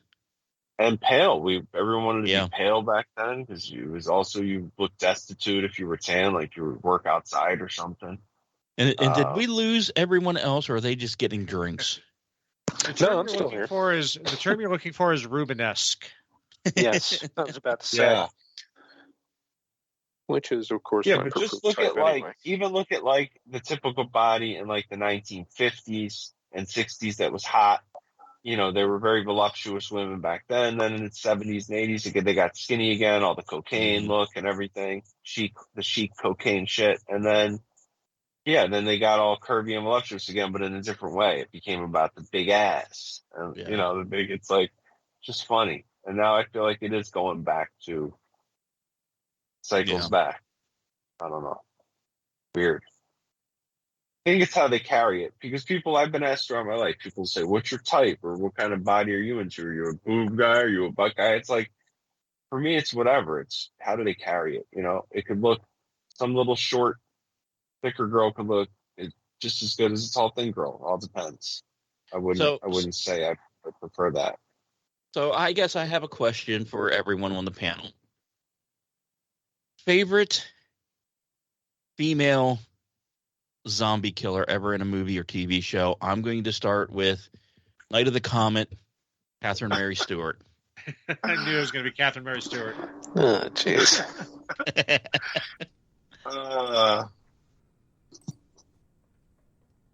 You can do vampires and other werewolves and things like that. I got to think about it. I'm giving it some thought. No, I'm just straight up going with Alice. Yeah. Resident Evil Alice, you suck. Yeah. That's a good call. Yeah. Gonna have to go with Buffy. Yeah. Wait, which one? Movie or TV? Either. Buffy. Embrace the power of Handle in this one, Orty. No, I'm not. I'm going with Christy Swanson. There you go. I would do either. I'm not even. I mean, what are the odds? What are the odds that two Buffy vampire slayers would lean more one way right than the other? Not to get too political, but who would have thought that? I got nothing. Speaking of, by the way, we were talking about, I remember going to see Buffy, in middle school with a bunch of friends, and us being, amped up, oh, Kristen Swanson's so hot. I don't think kids are like that now. No. There's no. That's what we were just talking about. Like you would never. No, they're not. You'd never be corny like that. They're just on TikTok watching girls shake their Gucci's, right? Yeah. Yep. Yeah, like we were legit like, let's see Christy Swanson shake her fucking titties at this movie. I'd still say that is Pee Wee Herman, Paul Rubens' best role ever. I was just thinking about that scene the other day when she was like, "We can do anything." She's like, "Okay, clap." Yeah. All right. Well, since Orny took my first choice, I'm gonna have to go with my second choice, which is Kate Beckinsale from Underworld. There you go. Mm. Good one. Yeah, I don't know, man. I've been trying to think of it, but I don't know. No worries. Fucking listen. I guess first couple seasons of Walking Dead, I thought was some of the best TV made, and I liked Cahill's character, but then she. Oh yeah. I don't know. Yeah. John Blumenthal was fantastic in that until it all got like love triangle bullshit, and then those first couple seasons, but yeah, before they killed off Shane, that was such a great show. Yeah, it got a little You silly. actually and felt then, invested in them. Dude, I got pissed off Yeah. when they started making Shane seem like he was fucking nuts. I was like, what the hell are you doing to this character, dude? Come on now. Mm-hmm. they should have. You needed him. You needed to keep him around for the balance. You needed somebody who was truly a ruthless guy that was willing to do whatever it takes to survive. And to kind of be that, yeah, they didn't need him to go full psycho and then kill him off. I never understood that choice. He really, speaking of supporting actors, he made that fucking show. Yeah. He went from someone who saved his buddy's life to an absolute Right, psychotic exactly. nutcase. Exactly. Let me kill him so that I could steal his wife and all that. Yeah, Even though I exactly. saved, because if he was porking his wife, he wouldn't have saved his at the hospital. Yeah. I agree. Okay, I'm thinking agree. I'm thinking they did that. They had to soften the blow and make you realize, okay, this show is going to be killing off main characters like it's its job, which it is. Unless Bernthal wanted to leave to make movies or something, they needed to he was find a way going. to kill him off. I think he was pulling out to go do Punisher anyway. So Yeah, I was going to say if he was choosing to pull out, that's a different story. They have to write him off, but you could have given and him a to think heroic if- ending. And to think Yeah, if he more would have true to pulled his out to begin character. with, he I'm would have with never you. had to have been murdered. Oh, sorry, my bad. He's a hell of an actor. so though. I get- I like him and everything. again, coming around, I was just thinking of that the other day at work too. That scene when it's like when he's doing, the world according to Shane. You mean some man has been telling you this for your whole life, and you still you sound just like my father. Yeah. All I'm gonna say In the about very first episode, all I'm when gonna they were say, doing the Right. all I'm gonna Yeah, say about yeah, I Shane know is what he you're was talking- Negan yeah. before Negan was Good cool. Because I think I'm starting to run the simulation because everything you guys talk about has been in my head in the last week or two. it's what Phil happens. Collins is eating, so I got to take over. It's what happens when you rejoin the rat race. You get plugged back in, sir. Oh, is that it? Okay. Well, that You know tracks. what show, speaking of, that I was just thinking the other day that really lost its way more than any show, I think, that I watched is Shameless. Like, the first few seasons of that compared to, I don't know if you guys have watched it, but I never watched saw a show everything get but the so- last season. I couldn't. I watched everything up until the last season, and then I tried to watch the last season, the and last I just few couldn't do it. seasons, it got so woke. And then they incorporated Corona into it, and people wearing their masks, and then like they even killed off Macy with fucking Rona. Like that's what kills him. The guy tries to commit suicide in like one of the final episodes by taking the biggest dose of heroin anyone ever took. Shoots up twice in a row, survives it, and then they have him dying in the hospital the next scene from fucking Corona. Like get the fuck out of here. From Corona, Like the drugs he or took with? could have protected it. Yeah. You don't even know why he's dying. They're like, oh, and then they're like, is it, then they say it's fucking COVID and he's running a fever and then he just dies. Like, first of all, that's not even how people die. You don't just die from Corona, right? You're not just sitting there with Corona and then you stop. It's you have pneumonia or some other illness. I'm still trying to figure out whose You like- bright idea it was to name a bunch of viruses after Mexican beer, though. I don't really. honestly, Corona. I mean, I know they've called them coronaviruses forever, but yeah, you would think they would have some kind of recourse, like to sue. I mean, think about the revenue they lost. Top men decided this. Well, you can't name it after the region. That's racist. So. The China. Looking at you, Ebola. Hey, there's a reason we used to call it the Kung Flu Spew. Just saying. Looking at you, Spanish flu. Right. West Nile virus. Sweet and sour sickness. No, you want to know what you're really supposed to call it? Just throw a bunch of change down on the table. That's racist. Hey, I've been being called a racist since 2008. I don't give a shit anymore.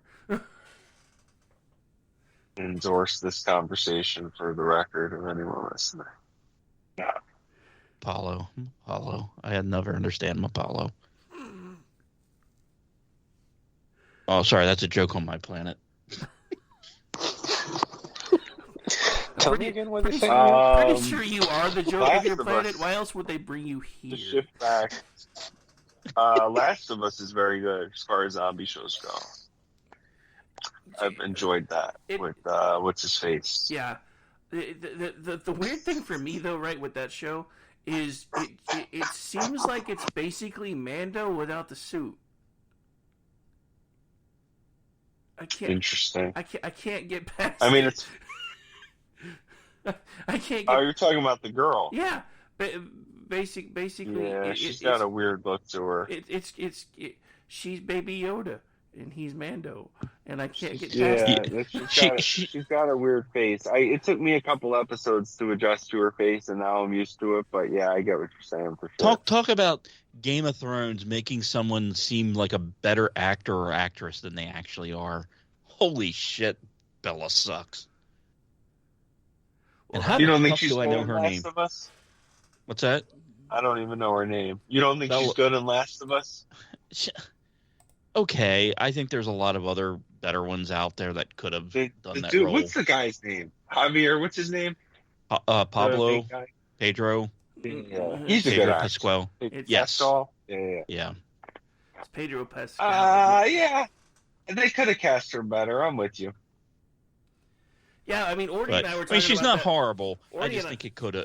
Well, sorry, don't mean to keep stepping on you guys, but yeah, Ordy and I were talking about it once during Rick and Ordy. I was like, ever since I realized it was him, every time I try to watch the show, I'm like, it's Mando with zombies. I can't do this. Yeah. Speaking of woke, though, my favorite episode might have been that detour they took with that gay couple. It was like an hour and a half long. I had no idea where that was going, but that was really well done. It was like a movie. Nice. By itself, almost. That dude just living out, the survivalist guy just living out there. I think that's why people like those post-apocalyptic shows. It's like you always envision yourself like as a survivalist. You know what I mean? Gathering up weapons and supplies and. That's why I'm addicted to Asian porn camping YouTube videos right now. No, seriously. He sent me the link to this one, and it's really fucking. Yeah, it's. Oh, you're being for real when you say. Oh yeah, it's an actual thing. Yeah, it's not actually porn. It's just it's. It's gadget porn. But Did you say Asian porn camping? Yeah, Asian gadget porn camping. Yo-yo camp is the main one. I was going to say, camping let's just call this what it is. It's Asian glamping, because they have way too many gadgets to be actually camping. Oh, absolutely. But some of the little stuff is just amazing, and I'm sitting there going, oh, I need this for camping. Wait. Can we back up? When you say camping, you mean like they're out in tents? Like yes. In the rain. What? It's like Asians having sex at campsites? No. It's just an Asian woman putting up a tent. It's an Asian woman pitching a tent. She's not. It's an Asian woman pitching a tent. And she's not. Are they nude? No. I mean, she's so why is it but porn? She's not nude. What makes it watch porn? It Gadgets. The gadget porn. It's gadget porn. Not to mention, okay. Not So to it's mention not- the fact. I mean, there is another angle. It's an Asian woman pitching a tent, not in a massage parlor, though. Just saying. Yeah.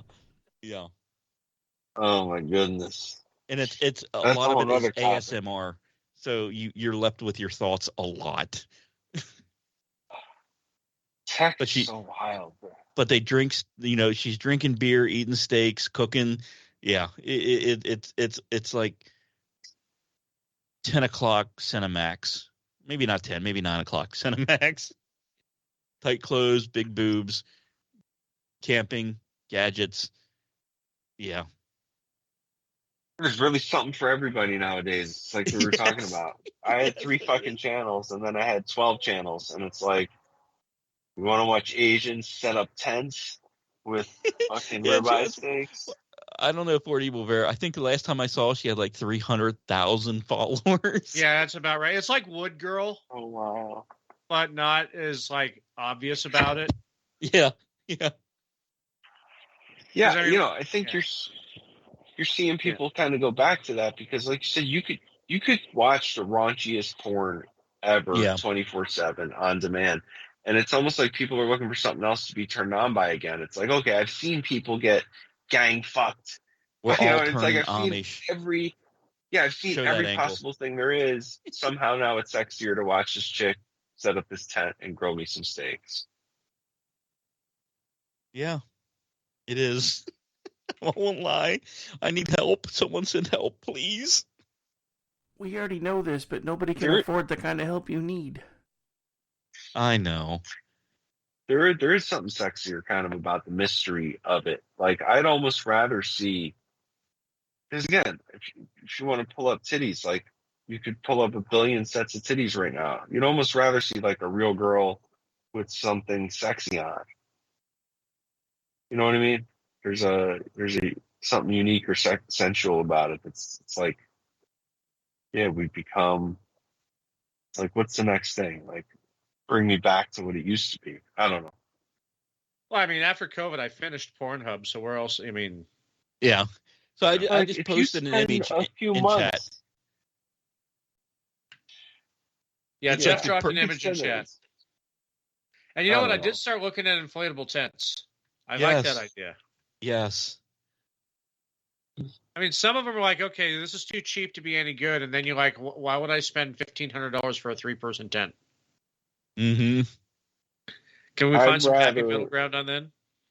I'd rather look at like an actual hot chick on, let's say, Instagram, who's not trying to be like a thought E model, just some random chick, right? Who's hot. Like that, And like a that bikini. coffee, drive-through coffee girl with the blonde hair and the blue eyes. Yeah, whatever. Some 27-year-old chick hanging out with her friends in a little bikini on a beach vacation. I'd rather look at that than some chick getting railed on Pornhub at this point. Did You know what I we mean? lose Vincent? No, Vincent's eating chicken wings. I went on mute. You get what I'm saying. You get what I mean. Oh yeah. Oh man.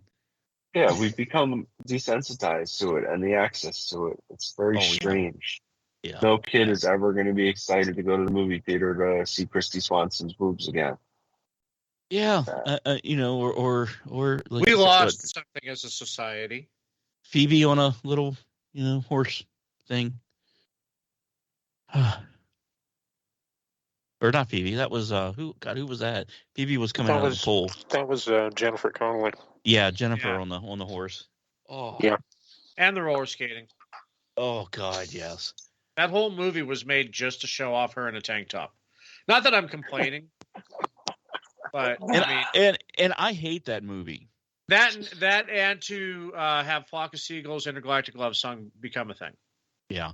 I for very selfish reasons, I absolutely hate that movie. But The 80s tank top hard nipple look is a good example of what I was talking about. Sorry, man. yeah, don't ever have a name Jeff and then have Jeff Spicoli associated with it with my last name. It ruins you. I to this day, I can never watch that whole movie without hating it. Hate it. Fast Times. Okay, I thought you were talking about career.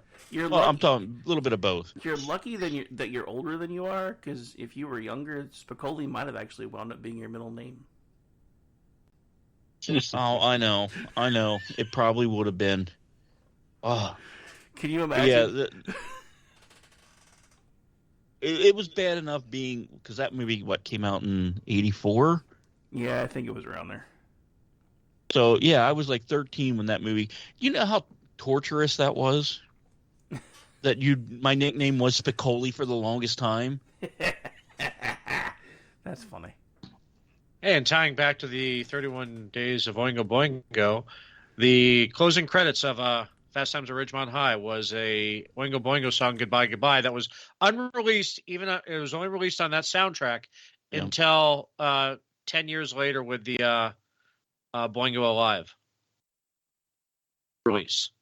It was always just a concert song, except for on Fast Times soundtrack. And this concludes my... The more you know, you need that. The more you know. Yeah. Yeah. I'm learning a lot tonight. Listen. If nothing else, I'm leaving here knowing that was Anthony Kiedis' dad. In my favorite movie, I still can't believe that. I want to go watch it again. I still the weirdest family connection for me. I still struggle with is realizing that the Watcher on Buffy the Vampire Slayer is the brother of the guy who sings One Night in Bangkok. Yep. Murray Head? Yes. Yep. That Murray and Anthony are brothers. He gets his kicks above the waistline, sunshine. Exactly.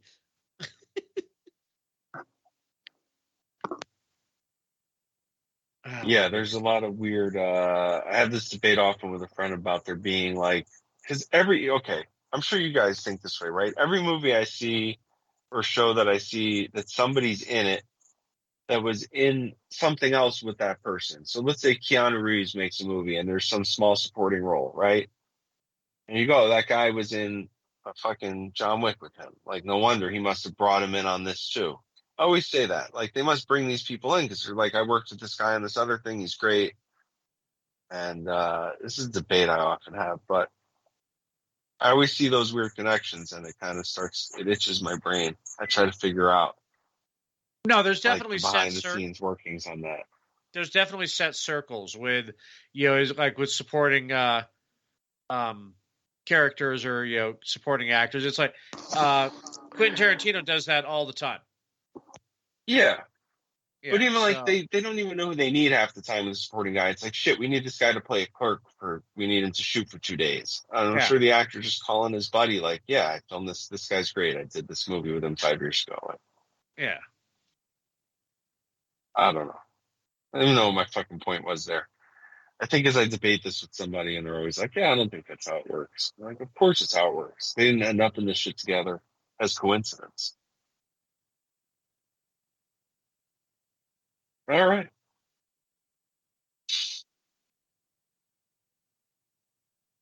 All right, well, gents, we've gone a full 2 hours at this point, so are we going to keep going, or are we just about done? I got to work tomorrow. It's kind of what I figured. I'm going to eat. I'm going to eat a second dinner. So I'm not the only. I'm going to go asphyxiate myself again. I mean, I don't know. No more buckwheat for you, buckwheat. Okay. I'm going to go watch Asian tent porn with the belts around my neck as well. There we go. Yo, camp. Trust me. All right, so Mr. Katz, where can they find you, sir? John Katz 79 on Twitter if you want to hit me up, and podcast is the John Katz Show on YouTube, Apple, Spotify, etc. I got some new ones coming up soon. It's been a couple months, but new stuff coming. Woo-hoo. Thank you. Thanks for having me. You're Tons more of than fun welcome. as always. Appreciate you guys. And Mr. Charles, where can they find you, sir? You can find me at Judas Booth 99 at Twitter, and hopefully sometime within the next few weeks, my own podcast will be up and running once I get some technical issues worked out, i.e. new laptop. Old one is about to die. Understood. But, Go that. But until it happens, I'm going to keep busting your balls. You're good at it. Absolutely. Okay, mister, I don't have my own. Okay, well, this was supposed to be the month for that. But Yes, it was. but for some reason, all of a sudden, work got more busy, not less. So I was going to say, don't even get me started with that one. He's only supposed to have been learning to produce since 2015. Not really. It hasn't been that long, but close. Anyway, speaking of, where can they find you, Amish? You can find me on Twitter as Ordnance Packard, currently doing my 31 Days of Oingo Boingo that I do every October. You can find me tomorrow on Juxtaposition as we continue our deep dive into witches and witchcraft. Wednesday, Rick and Orty, and Thursday, Culture Shift with entertainment writer Brad Slager. And that's it for now. And Jeff, where can we find you when you're not watching Asian tent porn? That's a good question. Stoner Brewing Co. over on the X. Sunday, In the Crease is back talking the 4th annual Nobel Prize show. Tuesday night, I will be back on Manorama over at Rancor Steve's on Rumble. And just a reminder, November 6th, the new show on KLRN, Spirited Books with me and Aggie, where we will discuss books and drinks. And episode 1 is just going to be me and her, but going forward after that, we will have one guest joining us every week. And unlike other book clubs, we're not reading the same book. We're all going to bring our own books to the table and give people some ideas. Nice. All right, where you can find me pretty much all the time here on KLN Radio somewhere, either working on stuff behind the scenes, behind the mic, or in front of the board. This coming Monday, there'll be a special pop-up episode of the Rick Robinson Show at 9 p.m. Eastern. Leslie and Mockingjay will be on. We were actually supposed to have a couple people from Israel on, but unfortunately they are having issues, and we're going to try to have them on in a couple more weeks, maybe. But we're still going to have a conversation about some of the weird stuff that's been going on, obviously. And then Tuesday night, I will be either doing another special episode of something or other, or streaming the Loftus Party podcast. The reason sometimes I can stream it and sometimes I can't is because he doesn't always meet our requirements, but I also produce that one, and you can always find it on loftusparty.com. Then I'll be producing for the Cocktail Lounge Wednesday night full boat, so starting with America Off the Rails, producing for the Conservative Curmudgeon, then producing for the Red Wine, finishing things up with Orty on Rick and Orty, and as Orty already mentioned, because I forgot it already, we'll have this is Juxtober, we will be doing part 2 of Witches, Saturday night at 11, and then Thursday I do the Whatever Show, and then also Jen and Rick should be back. Hopefully, she's able to come back next week. We're planning on it anyway. Then probably back around here doing this. When I'm not doing all that, you can find me on Twitchy, theloftusparty.com, and misfitspolitics.com. My name's Rick. I'm a workaholic. My last meeting was forever ago, and we gots to go. Bye, everybody!